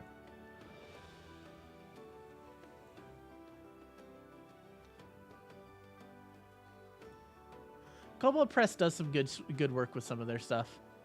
I like Kobold Press overall.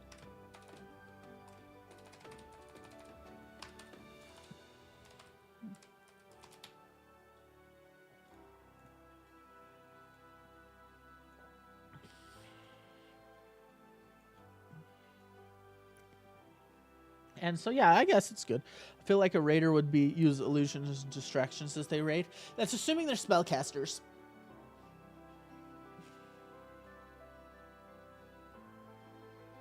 Caltrops are traps, yeah, as they run. I'll give them some stuff that they do as they run. I'll give them some stuff to do. I just feel like this is a good like setup when the players are prepping, you know, these guys invade camps. Although they do need a spellcaster. I do need a spellcaster. Yeah, distractions don't have to be magic. Oh, are any of the... Is it a Fang of Yenao that has spellcasters? They need a spellcaster. Because my players sleep in a... my players sleep in a tiny hut.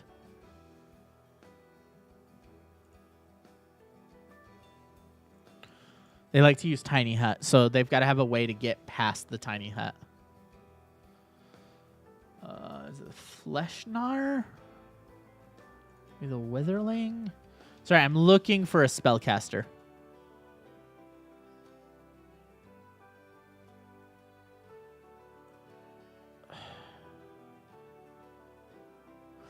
Yeah, you can do that.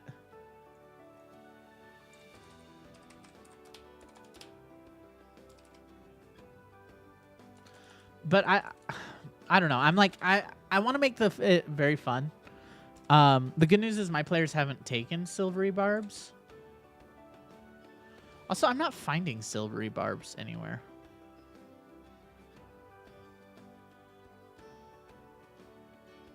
Why am I not finding silvery barbs? Spells.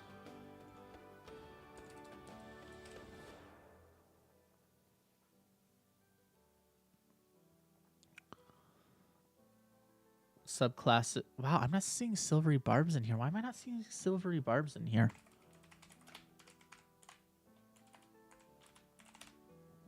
Silvery barbs 5e. Where is it? Why is it not pulling up? Oh, it's from Strixhaven. That's why. Okay. I'm like, why isn't it pulling up? Oh, that's why. Because it's not an official spell. It's from one of the... Well, okay. It is an official spell as in it was printed in one of the source books. But it's one of those location-specific spells. Okay. This is something you talk about beforehand. No wonder my players haven't used silvery barbs. They don't have it.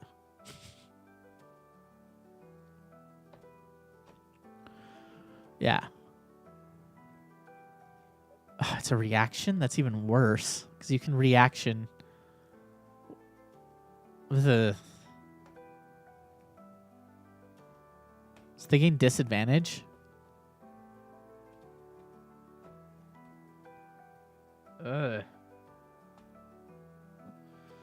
Yeah, no wonder I haven't hadn't had to deal with silvery barbs. That's fine. I'm glad. I'm glad I'm one of those DMs that's like, here's the books I have. You can use the stuff in them. If I don't have it, or I look at it and I see a bunch of problems, I'm like, let's not do that. I'm surprised I haven't found a null spellcaster.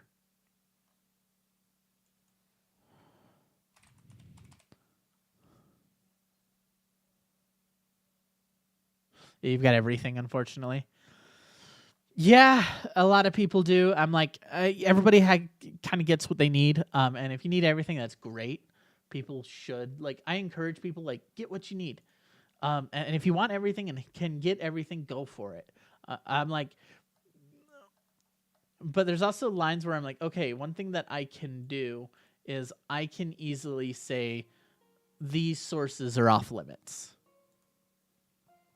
I can say, here's the sources we're doing. And I think that's something you need to do in your campaign. Everybody needs to do in their campaigns is, here's the sources that we're using. Don't go outside of them. Oh, the alt cover. I've got the Strixhaven adult. Like, okay, I don't have a digital copy of Strixhaven. I've got a physical copy of Strixhaven. A lot of my, like, any, like, campaign setting stuff, I don't like digital campaign setting stuff. I want the book in my hand. So like I've got the Strixhaven book. I've got the I've got the Strixhaven book. I've got the Rime of the Frost Maiden book. I've got Theros. I've got Ravnica. Oh, you do that, but you try to be the yes and. Ooh. The alt covers are so beautiful. I love the alt covers. Oh, I haven't seen the new one. What's the new one for 2024? I saw an alt cover for the Monster Manual 2024.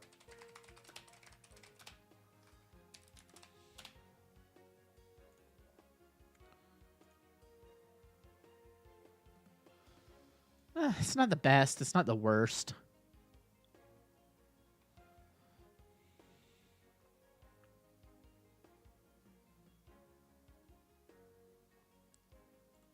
Yeah, it's not the best. It's not the worst.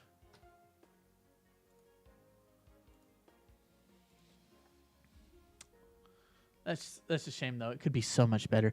It could be so much greater.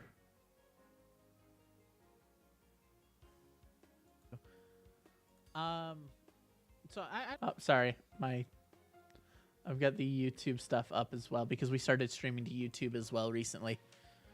You like this? Like this stuff. They moved away from the Hydro artist though, and it's good, but not. Yeah, I like the Hydro artist. He was really good. The stuff they did before. Oh, I love the Mythic Odyssey of Theros. I only bought the Mythic Odyssey of Theros because of the alt art cover.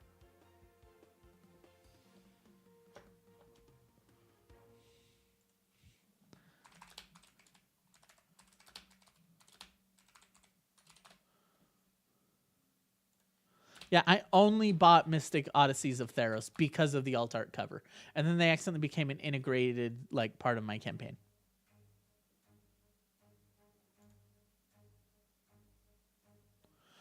All of the alt arts are just so beautiful.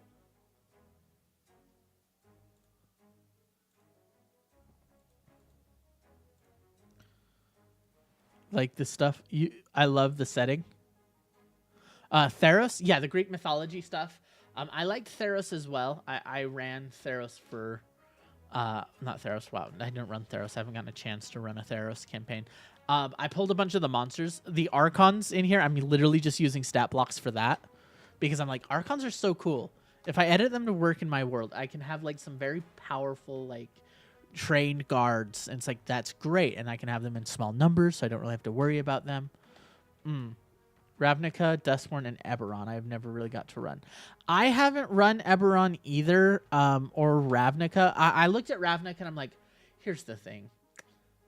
Urban environments are fun, but I don't want the players stuck in an urban environment. I want to give them... Ravnica has its own feel to it. I feel like a short Ravnica campaign works best, but over the long term, I'm like, Like, I integrated some stuff, but not a lot, you know. I don't know. Okay. Have we found a spellcaster yet? Have we found a null spellcaster yet?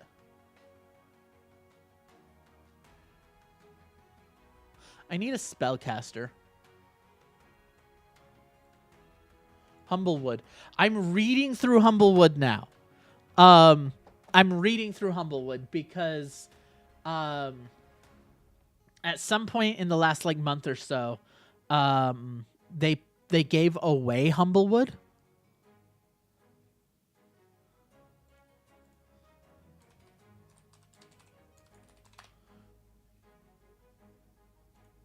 Yeah, they gave away Humblewood, like PDFs for free.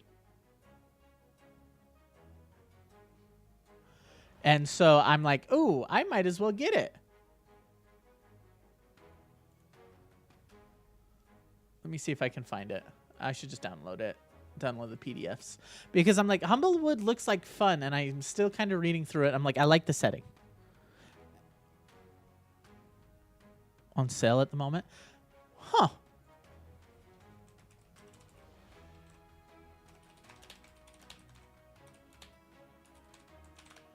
Let's see if I can see the alt art cover of Humblewood.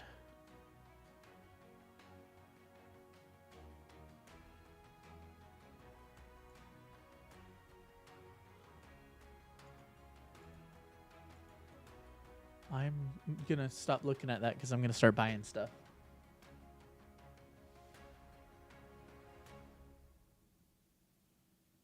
It has an errata sticker? Okay. Bottom for your table? That's cool. Okay.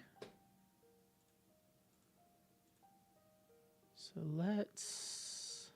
Characters. Tricks. I should just download their stuff, give them some actual tokens. Wanderer. Should really archive Sky. Although I'm like, I don't want to. He was such an interesting character. $20. Yeah. Oh, I do like that.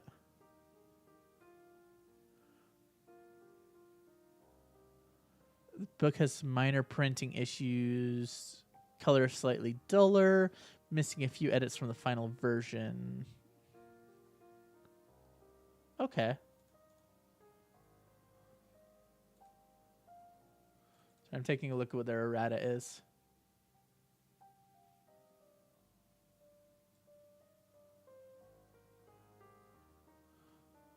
Okay, so yeah, so just some minor like balance changes and stuff.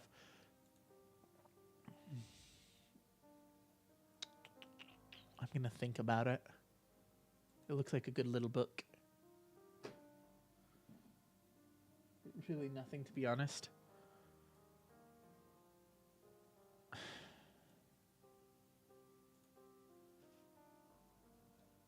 Yeah, I mean, it's just a couple. $20 isn't a lot. Okay. Wow, the music shifted in my mute. Sorry, okay. So you can hear the music in the background. What you don't know is my moods really shift with the music I'm listening to. So as soon as that really like sad music came on, I'm like, oh man, my mood just hit the ground for some reason. Okay. Let's see. This will be a fun little encounter. I just got to figure out a way to get them out of the tiny hut because they're just going to hide in the tiny hut.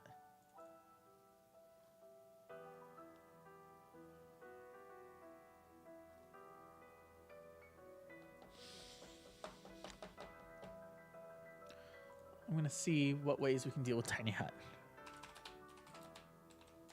Now, I don't want to counterplay, but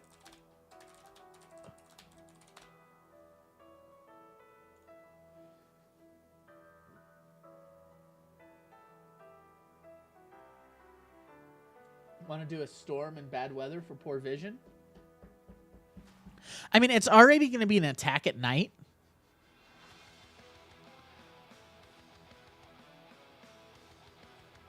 Yeah, because it's already going to be an attack at night. Wow, that music just started going hard out of nowhere. Here we are. Let's see. Dispel magic, non-magical, non-objects can breach the barrier, fire, poison, gas, smoke. Oh.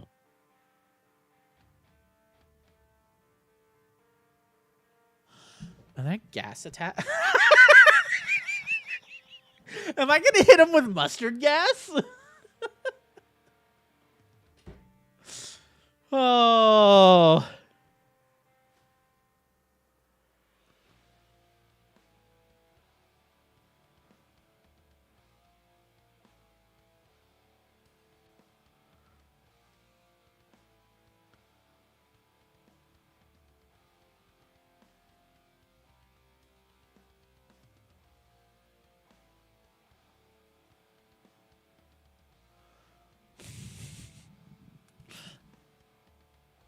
Geneva suggestions? At night, common drow raiding party. I like that. Let's go. You're right. It would have to be a day. I don't think gnolls have dark vision. Do gnolls have dark vision?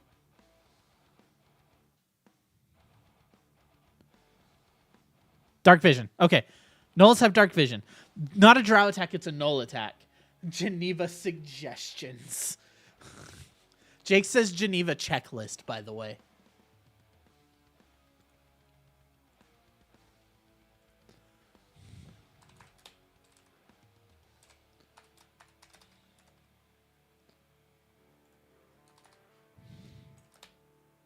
Like, it doesn't necessarily have to be mustard gas. It could be like, suddenly I start talking about the Geneva suggestions and a bunch of people pop in. Okay, everybody's here for the D&D war crimes. Welcome to the D&D war crimes stream, people. Today we're talking about gas attacking tiny huts. What is my life?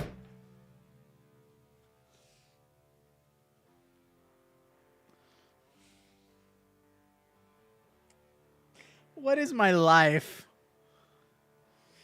It isn't D&D. It isn't D&D without war crimes. You've got a point. You've got a point, Fox. It is not D&D without war crimes. I mean, it's not a war crime the first time. It's not a war crime if there's no suggestions, if there's no treaty, right?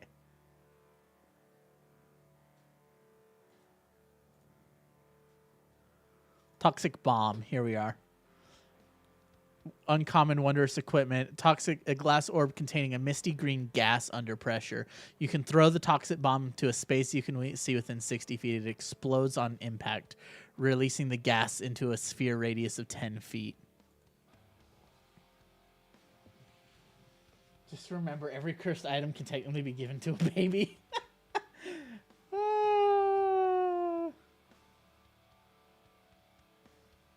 She spawn of Kias. Oh. What is that? Sorry, I'm not spawn of Kias. Sorry, I'm not. Oh, yeah, no, that's. Ugh.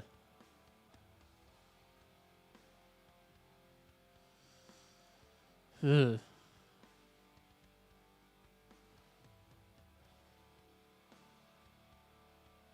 Plague of worms. See, I'm like, a spawn of Kias creates so many problems. I like it. I love it, but I don't think it works for this encounter. Oh, so like you never gave the party level. Yeah, so the party are about level 10. Are they going to be able to survive this? Yes, they will survive this. They have, look, they have D-Door. They have D-Door. They're level 10. We're at the verge of breaking it. They've got D-Door. They've got like spells to get away. They're also got a fully armed abjuration wizard in the party that knows haste, and they're gonna make it. You gotta understand, my party are some tough bastards. I'm like, and I say that with all the love in the world. They are just such tough people.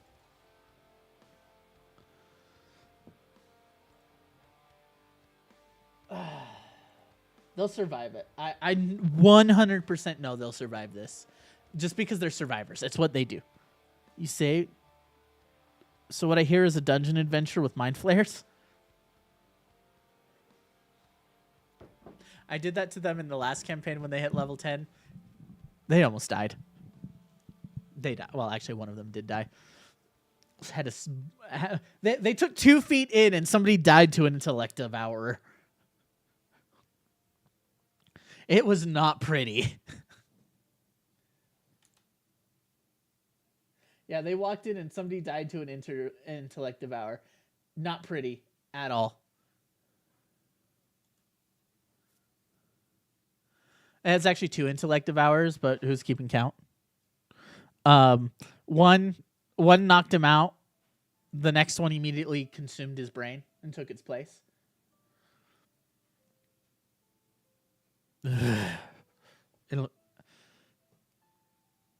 I like the idea like they're not gonna get past the tiny, but they know tiny hut. The Flind knows what tiny hut is, so it's gonna throw like a gas bomb in there. Oh,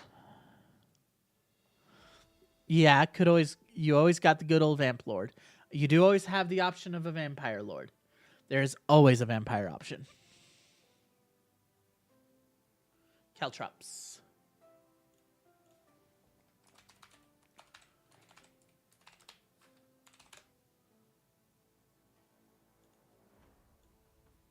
Let's grab it. As an action, spread a single bag of caltrops over a 5-foot square area. Any creature that enters must make a dexterity saving throw or stop and take 1 piercing damage.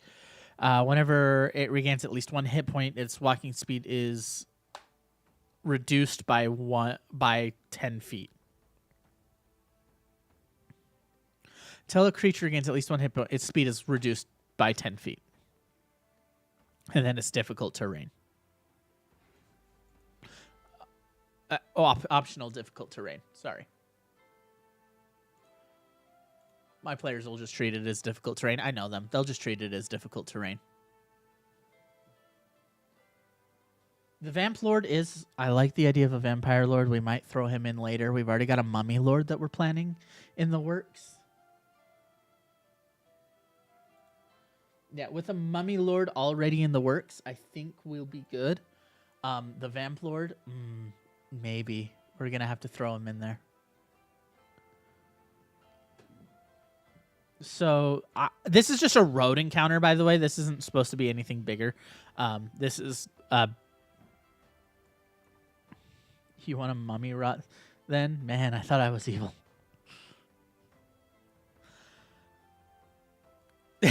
Yeah.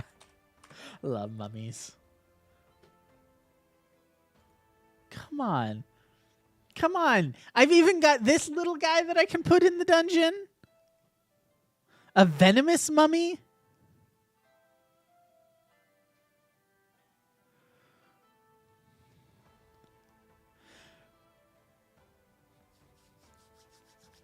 I can worse than mummy rot them. I can just flat poison there. Poison them.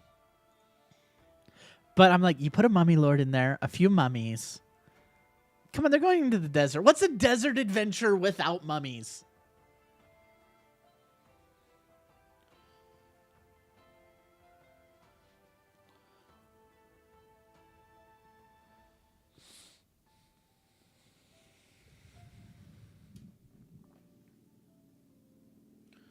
Mummy rot is way worse than poison. Oh, 100%.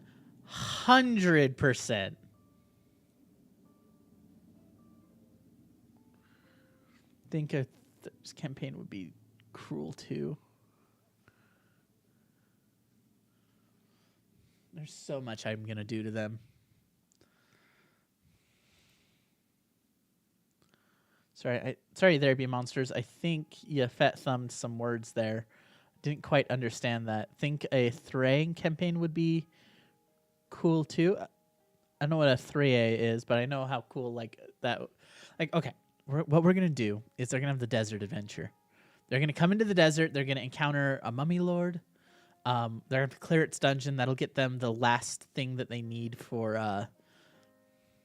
Let them try to kill a. Oh, Thraya was not.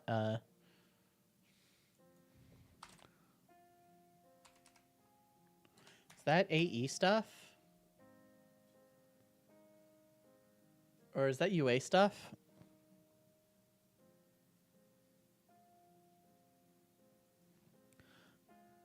Spike growth. Spike growth.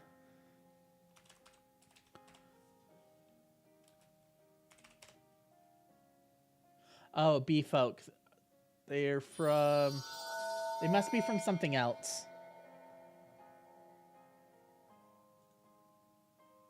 Alchemist Fire, I believe it does area deny.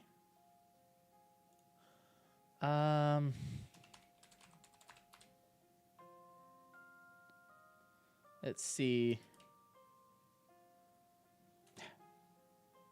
Alchemist Fire, here we are. I think it does area deny. Sticky explodes to air. When exposed to air, you can throw it up to 20 feet, shattering on impact. Yeah. A creature can end its damage. Rules is written. It does not say it area denies? Because you gotta get in. You want to get because you want to get into those chase rules. I kind of do want to get into the chase rules. I kind of do want to get into the chase rules. Like the modified chase rules, not standard raw chase rules. I hate those things. And I hate 2024's chase rules too. I'm like, sorry, I swore I wouldn't talk about I swore I was done talking about 2024. I swore I was done talking about 2024. I'm done. No more. Please have mercy. I swore I was done talking about 2024. I see no reason why Alchemist Fire, when thrown at the ground, wouldn't set like a 5x5 on fire. I'd be fine with that, like a modified where it's like, okay, yeah, if you throw it in an area, it oh, and I get to integrate grenade rules. You When I want to get tilted at my players, I will read the invisibility rules again, and I will read them in full, and I will imagine how bad the spell is. I will, if I want to get tilted, I will get tilted. Pop over to the multi-stream real quick, see if there's anybody talking anywhere else. I'll get tilted at something else. I swear I'll get tilted at something else, not that. Okay. I'm trying not to get angry at 2024. I will talk about 2024 one day. That will not be today. I will do a full, you know what? We'll do a full read through of the SRD one day, and I will just start yelling. You guys will experience some anger there. It'll be a good time. Okay. Alchemist Fire denial. I can introduce grenade rules. Maybe a larger, like fire. Is there a firebomb grenade?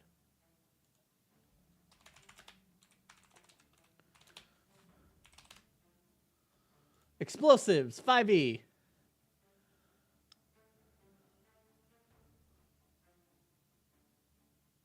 Grenades 60 feet. Yeah, each creature 15 miss, or each creature within a 20 feet.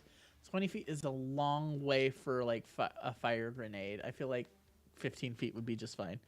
Need a guy make counter in the corner.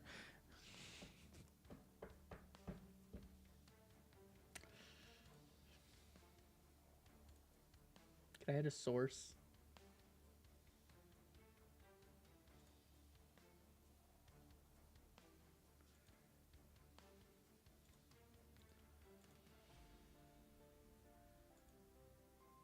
Give me a second. I'm seeing if I can't get a counter up.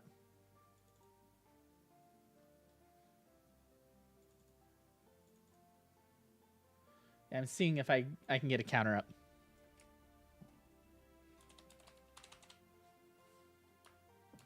You need something to bet on.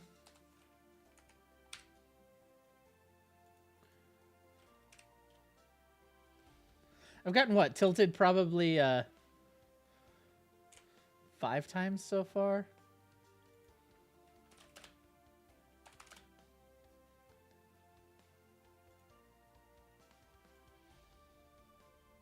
I'll put a bot command in there.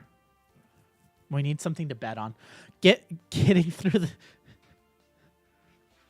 That's not even reading it, though. Look. When I read the 2024 fully, we will put a bet beforehand, because if you don't know, we integrated a bot into chat. Can I get everybody to roll initiative now?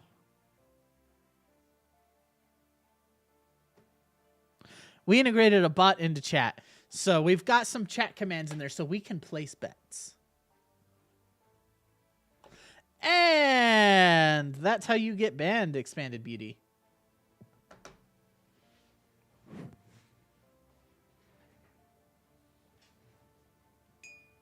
Sorry, I don't deal with those kind of bots coming through and doing that. We have a bot in chat.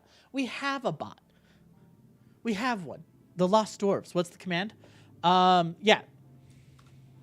So roll and then whatever sided dice you want.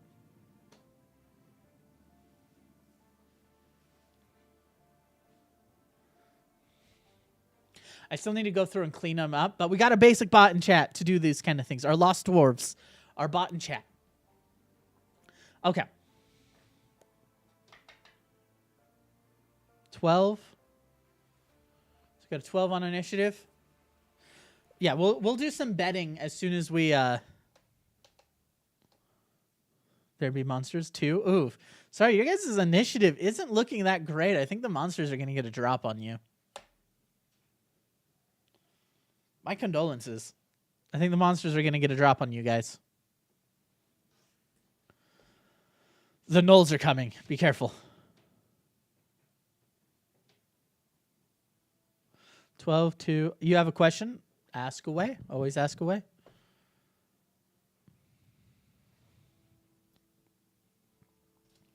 Yeah, so when I talked about like introducing like grenade rules, have an alert feat. Does anyone have the alert feat? Nobody has alert. Nobody has alert. Nobody has sentinel. They will never see these guys coming. These guys probably are going to get a surprise round unless the guy on watch gets a stupid high roll on his perception. So I'm going to introduce. It's all fun and games until someone makes a pun.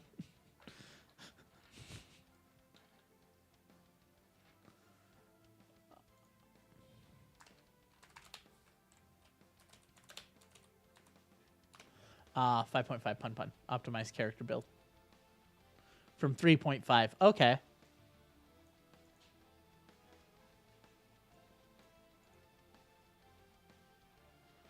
Ew. It's all fun and games until someone makes a pun. It's not I'm going to pretend like I didn't see that. I don't want to give my players any ideas. Yeah, so I'm going to be integrating grenade rules from the Stargate SG-1 for like fire bombs and grenade bombs. So if you don't know how like the grenade rules in that works, we ran a one-shot and I'm like, I really liked how grenades worked in that. So when you threw a grenade, when you rolled your dex for your target, it wasn't a hit or miss. You were rolling it for the area. So if you're aiming to hit somebody with it, you would throw the grenade. You would roll DC 15 to whether you hit the area you wanted to, and then you roll. If you missed, you rolled a number, a D6 to determine if it goes long or short. Then you rolled another D6 to determine if it went how far long or short it went. So in this case, if my gnoll threw a gas grenade, say my flying threw a gas grenade.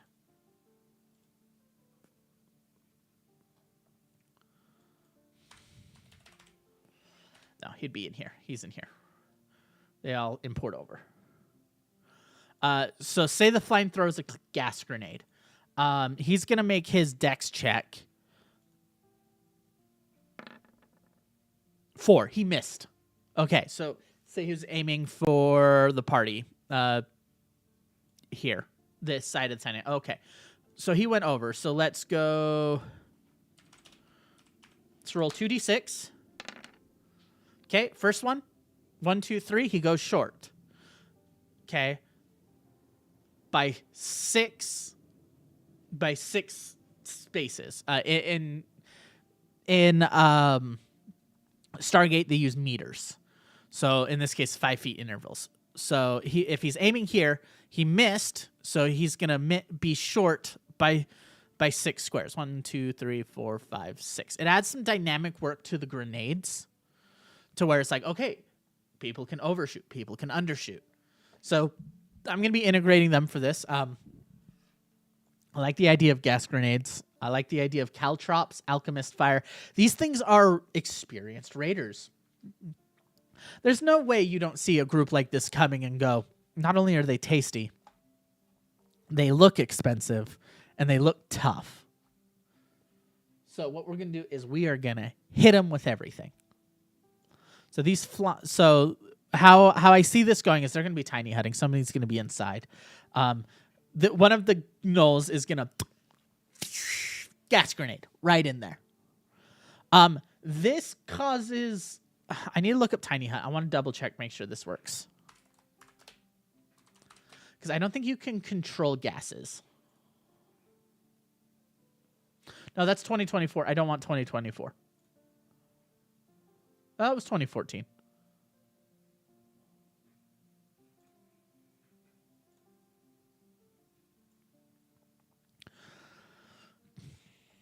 To be fair, the grenade would bounce off. The point, yeah, the grenade would bounce off. But he went short anyway. It would bounce off if he hit a shatter on impact. The idea behind the grenade is it's a gas grenade.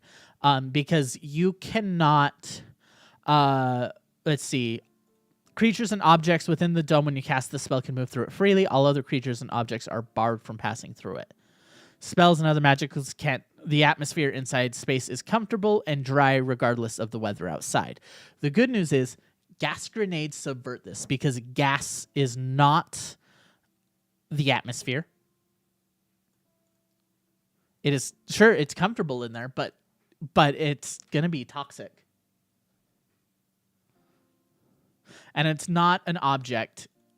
So it's like you can bypass a tiny hut with a gas grenade. And so I'm like, great. So we're going to hit it with a gas grenade. Odds are they're going to lose focus. Would we classify fire as a object?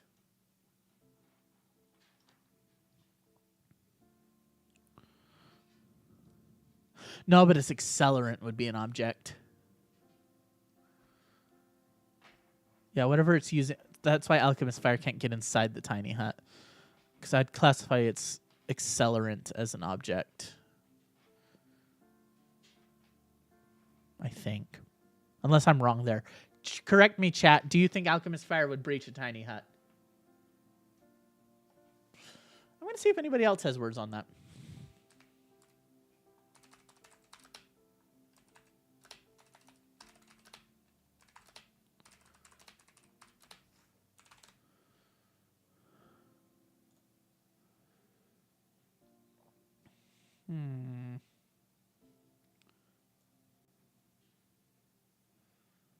Let's see.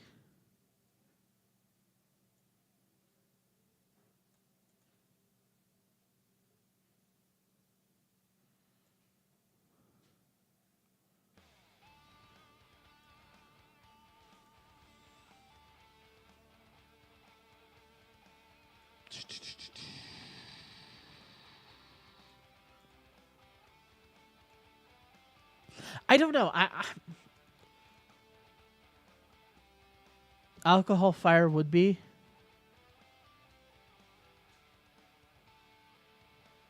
But if rain is kept out, Alchemist Fire would be. Yeah, that's the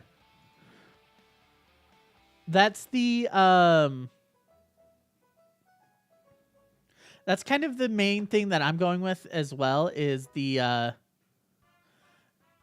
sorry, I'm just shifting some music real quick.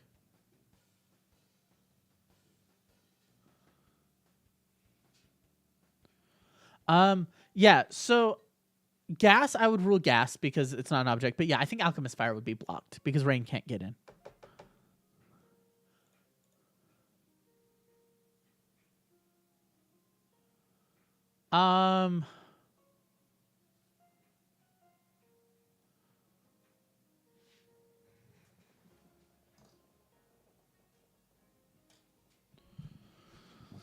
I'm ruling that for mine because I'm like I don't want Tiny Hut to be the end all be all. So yeah, you'd have the gnolls do it anyway. Oh, the gnolls would do it anyway. I feel like armed with some Alchemist Fire. So you show that the players that the gnolls fail.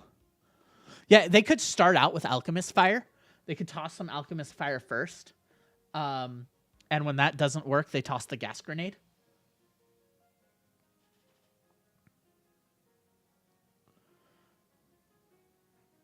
Question is, how strong should a gas grenade be?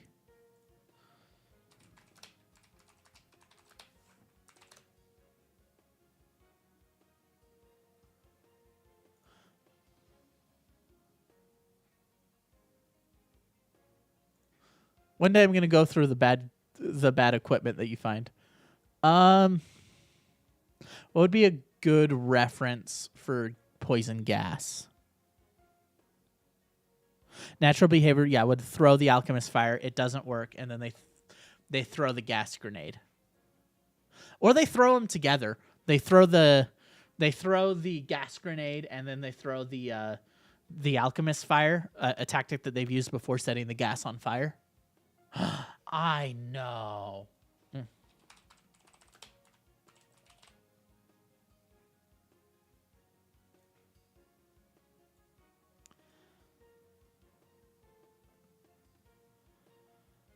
Come on, just show me a stat block. There we go. Poisonous gas in a 30-foot cone.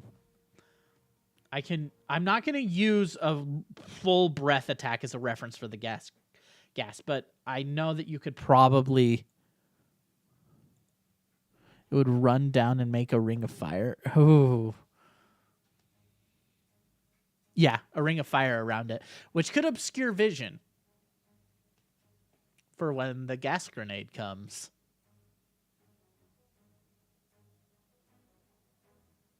See, my villainy is getting there. My villainy is getting there, guys.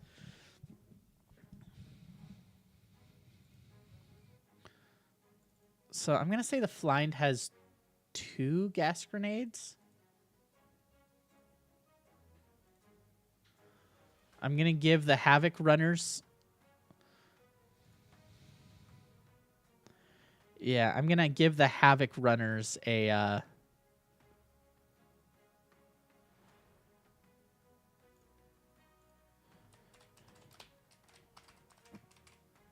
One of the most OP things to do in this game that everyone almost is darkness. That shit is OP. Darkness is pretty overpowered. And there's so many ways to do that. It would be an attack. It would be a ranged attack. To hit +2. What? Okay, I was using the green dragon as reference for what a gas grenade would look like. Because I'm like, okay, a gas grenade wouldn't be an actual grenade. It would just be like a jar that has been stuffed full of this dragon's breath.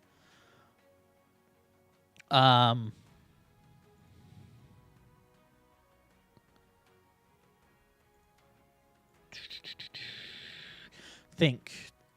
How big of an area would a gas grenade cause? 10 feet? 20 feet? Put everyone almost... Darkness is so easy. It's one of those things where it's like, yeah, darkness is great. And then players also half the time don't realize that the correct answer to darkness is leave the darkness. 40-foot Lamau? 4 square. Oh, whoa. 4 square, that's 20 feet. Okay. I can get behind 20 feet. I think 20 feet would be fair for a gas grenade.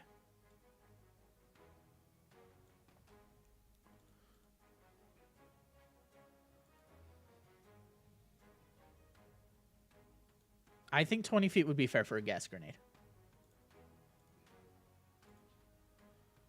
40 feet sounds a little yikes for me, but I think 4 square would work. Yeah, phone typos suck.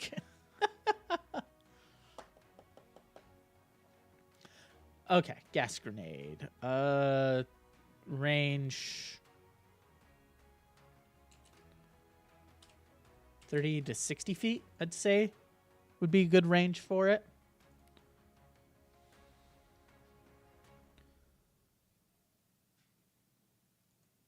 Actually, it wouldn't be an attack. I need saving throws. Would it be an attack considered an attack? And I was using the Young Dragon. The Young Dragon deals...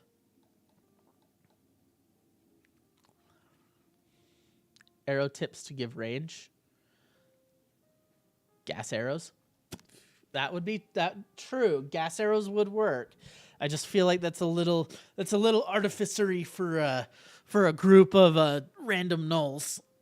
A group of random like goblins. Oh hell yeah. Gas arrows, flame arrows. This also creates an interesting encounter because this means that this is probably going to be their first fight in Sutrana. Which means they're walking into Sutrana and they're realizing that not only are like the raiders on the roads prepared for this kind of thing. Fantasy duct tape. Fantasy duct tape. You mean rope? That's how people tend to use rope in this game. Or mending. The artificer learns mending. And so whenever he casts mending, duct tape. Hardly high intelligent crafting. No, it's not high intelligent, but like manufacturing these. Yeah, when you're manufacturing these in the first place, I don't see any reason why the Gnoll camp wouldn't have a group of like an artificer or a goblin artificer back there, something simple. But I think we're adding a lot of deadliness to them that they don't need. I'm just looking for a way to get around Tiny Hut.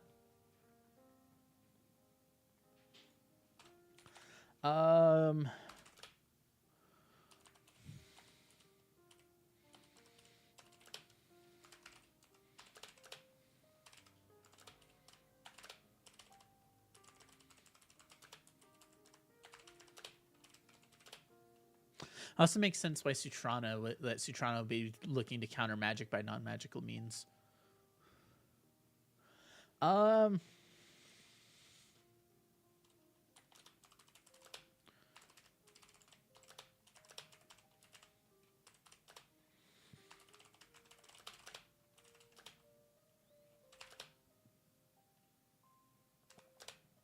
Looking for you to get this guy away with obstacles to start to chase. We'll see how the fight goes. Here's the thing. I'm going to have them try to steal.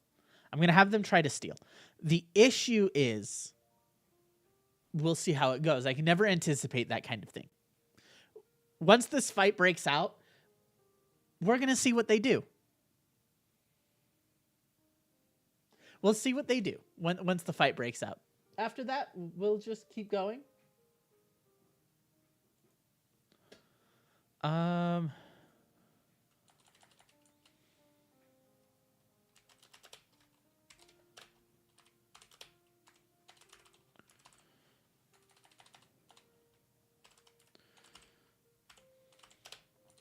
I spelled sphere wrong.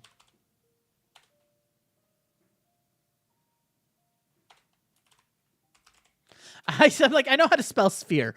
My brain is just not working because it's lunchtime. Okay.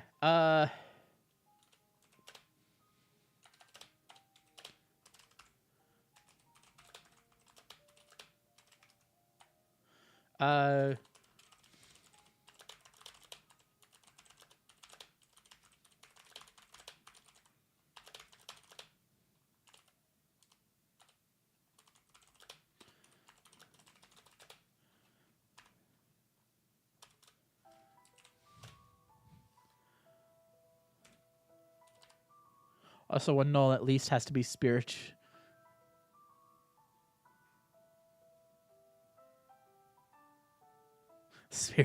ed. Two of them. We got to get both of the hyenas. You got to get the Oprah. You've got to get the Oprah hyena.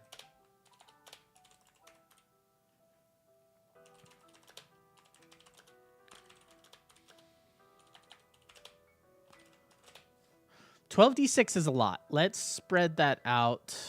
Why am I using a young dragon? Let's use an adult dragon for reference.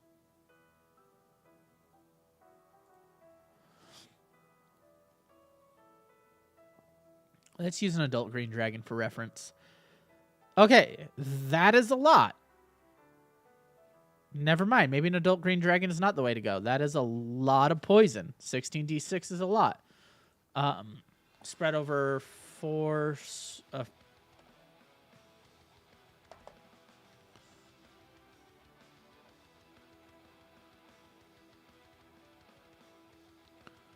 Give me a second. I'm actually going to draw this out.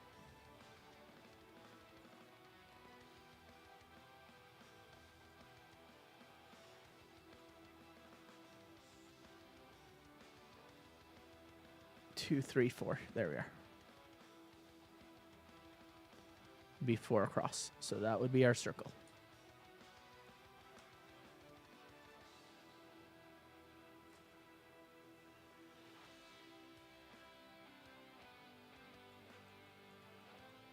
$14.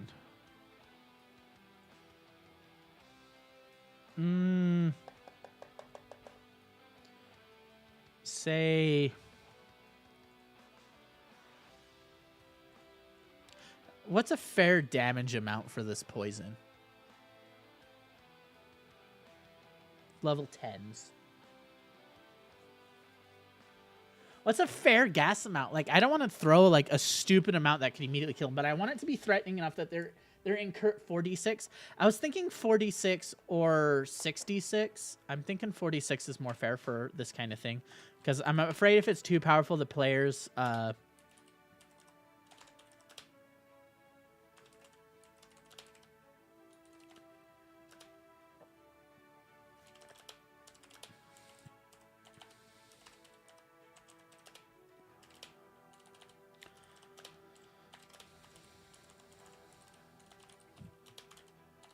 yeah, it's too fireball-y. That's what I was thinking. I spelled successful and constitution wrong. But I've got spell check for that kind of thing.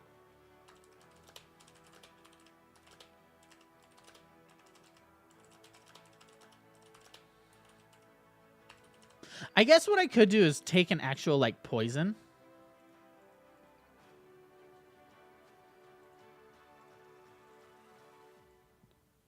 Also, if it's maxes, that's big damage. There could be a lot of big damage in this. Okay. I'm actually going to look up some poisons that they have in here.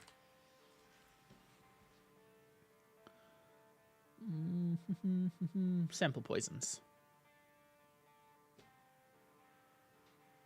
Oh, no, that's 2024. I don't want 2024 sample poisons. Give me poisons. Crawler and mucus, drow poison, essence of ether. Ugh. Inhaled malice. Contact. Unconscious. Ingested.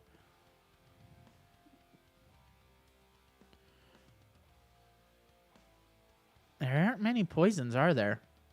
Like, actual, like, poisons that cause injury. 3d6.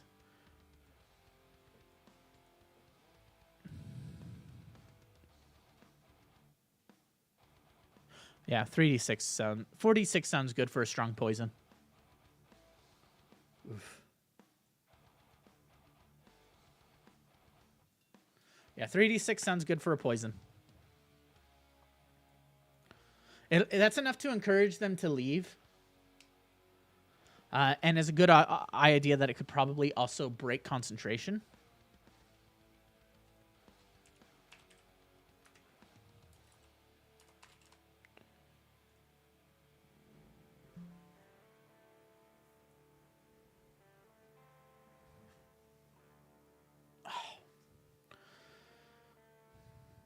So yeah, I think that'll work best.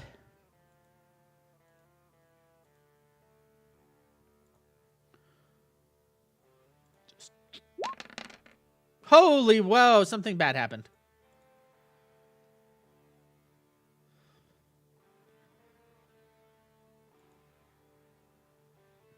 It was 46, not 3. Why did it roll 1, 2, 3, 4, 5 dice?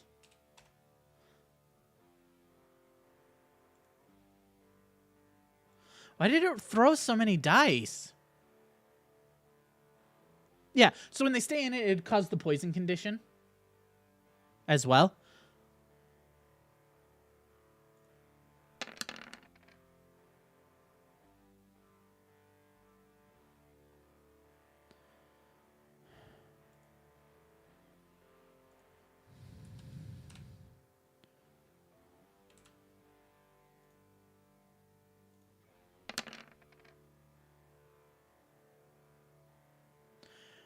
Why is it throwing so many dice?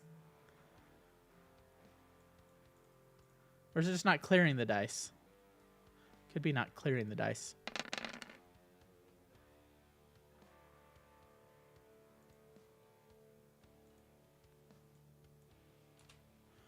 Did something break?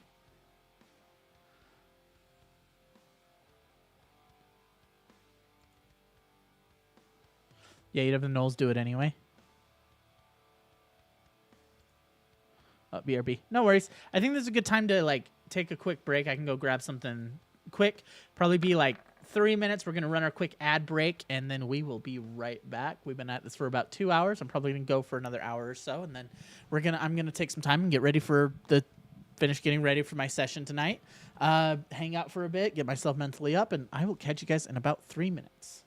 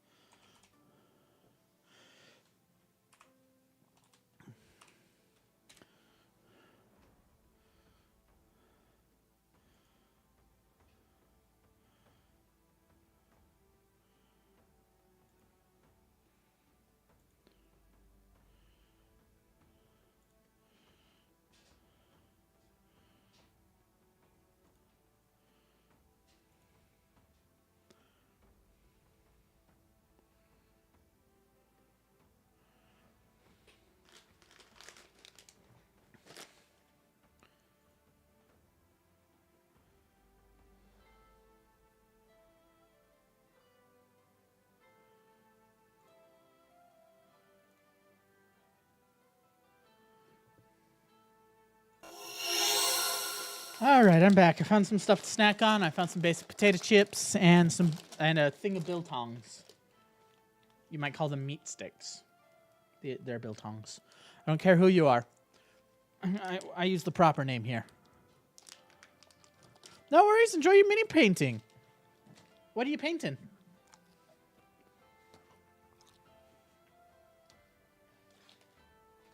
I love mini painting. I play Star Wars Armada and Legion, so I painted up like a bunch of rebels and stormtroopers and battle droids, and then repainted all of my ships.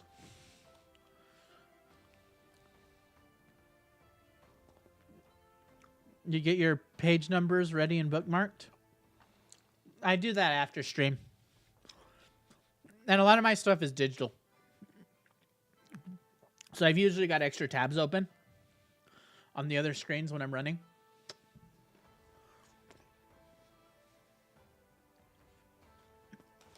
Enjoy your mini painting, though. It's so relaxing sometimes. Unless you're doing battle droids. Hated painting battle droids. Because I had to paint like 80 of them.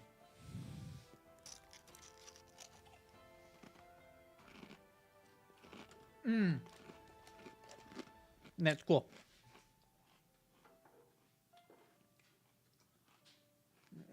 We just finished printing this guy like a day ago. Little copper dragon. I felt like I should give him away to the community when I did Game Master's Arsenal.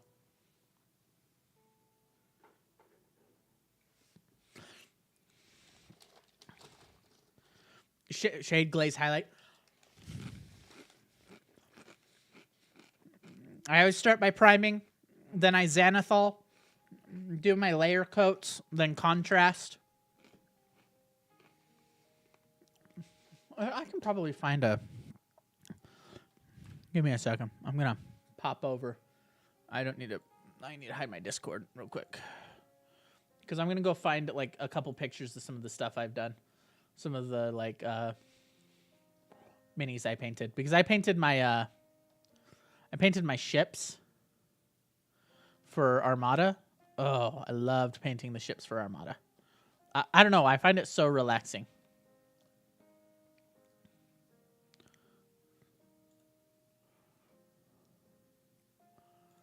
I guess I'd go back to memes and internet stuff. I don't know. Contrasts are great, but I can't do them because of large... Yeah, large filament prints, you can't really. You got to have thicker paints.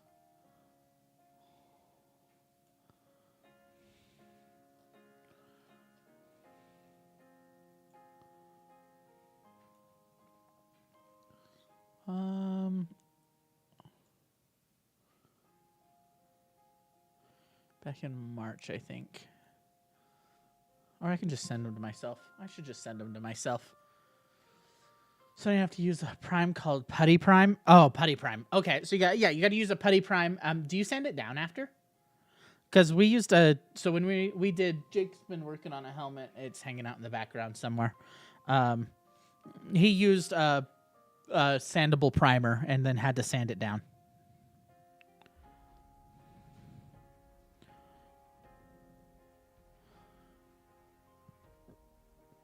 Yeah. Washes are out. Washes, contrasts are out until you get that primer like sanded down and everything done. Can't always... Oh, and you can't because of texture, right? It must be... Right. There's so much to it. I love how detailed like painting is. Sorry, I'm still grabbing like some of the stuff that I painted. And sending it to myself.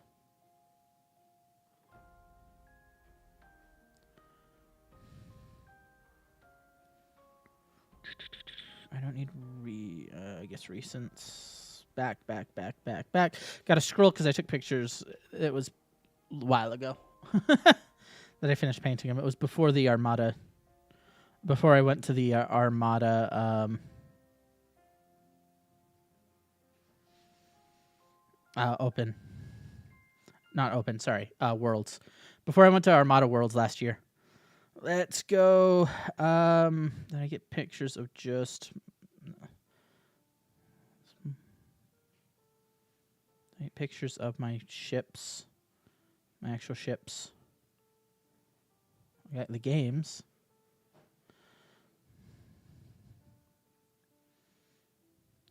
Sorry, I'm looking for my pictures of the actual like ships and stuff. Here we are. because I love painting, and I'm like, I paint so much stuff that it's like, oh yes, here it is.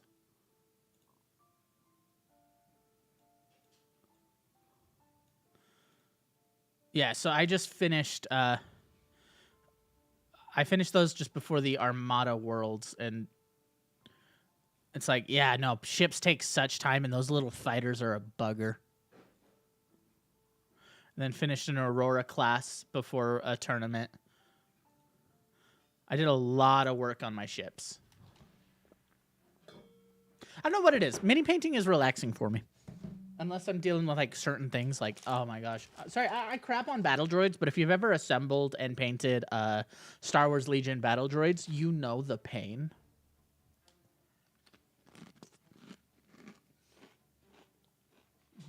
Because those things suck.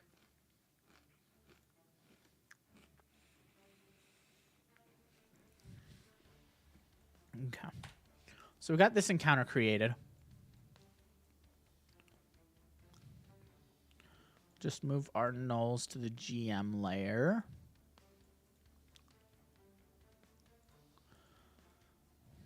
Now we'll just move the nulls to the GM layer so that my players can't see them.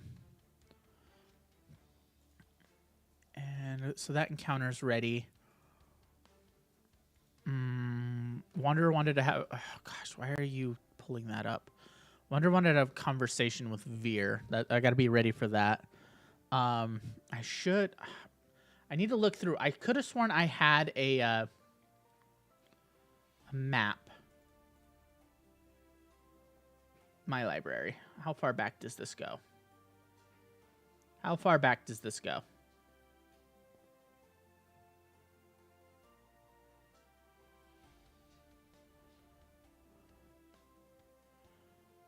Okay. Sorry, I'm seeing how far back this goes because I'm like, I had a map for the Archon Sanctuary.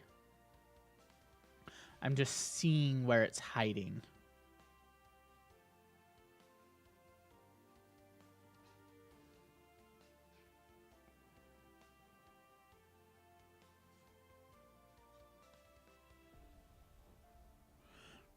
Yeah. But yeah. Hang out for a bit. I'm gonna have some snacks while I just finish up. I'm just finishing up at this point, so.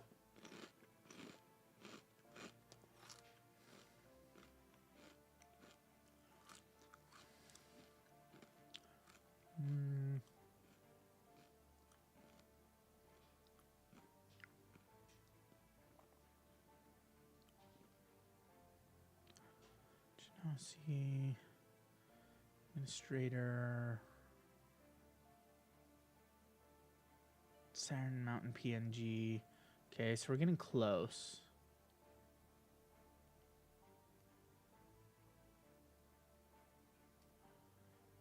I'm missing a map. I'm missing a map.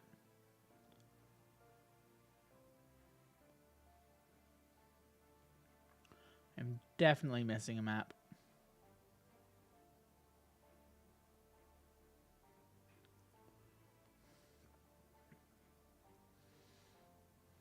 More than definitely missing a map. Shoot. I cannot find the old map. That's lame. We're only getting further and further afield.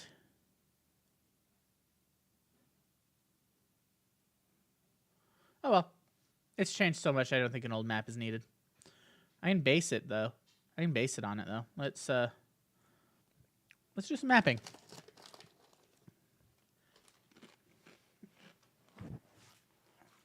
Because there are 2 layers to it.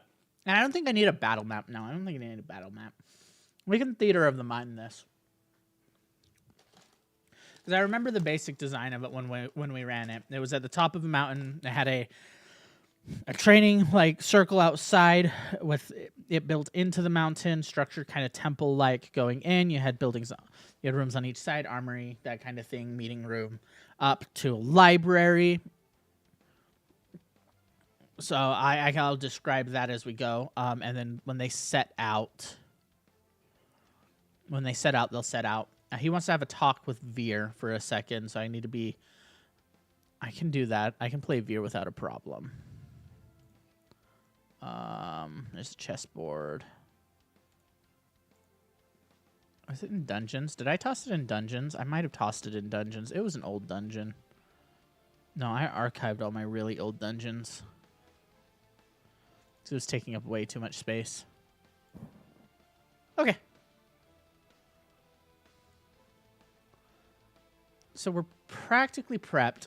I mean, it's only a couple hours, so they'll probably that'll probably take a lot of their time. The actual encounter. They might get to Rathan's Reach and start encountering some of the problems there. But I think overall these gnolls will be a big setting for this area. A good setup for this area. As they get to Rathan's, they can realize, okay, we've been encountering roads that have been safe. Now we're not.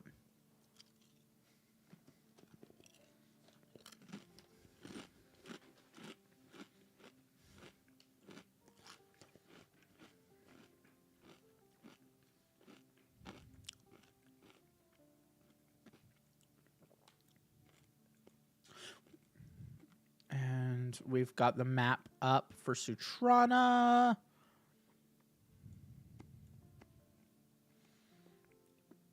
Yep, they got the map for Sutrana.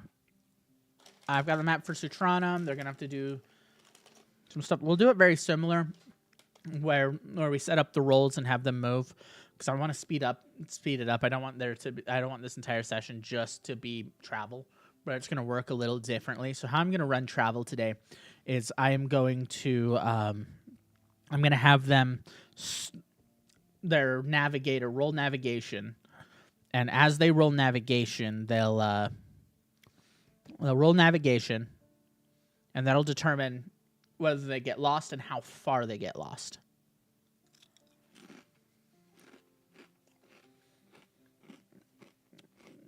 I'm ready for tonight. So I think this is where I'll wrap it up.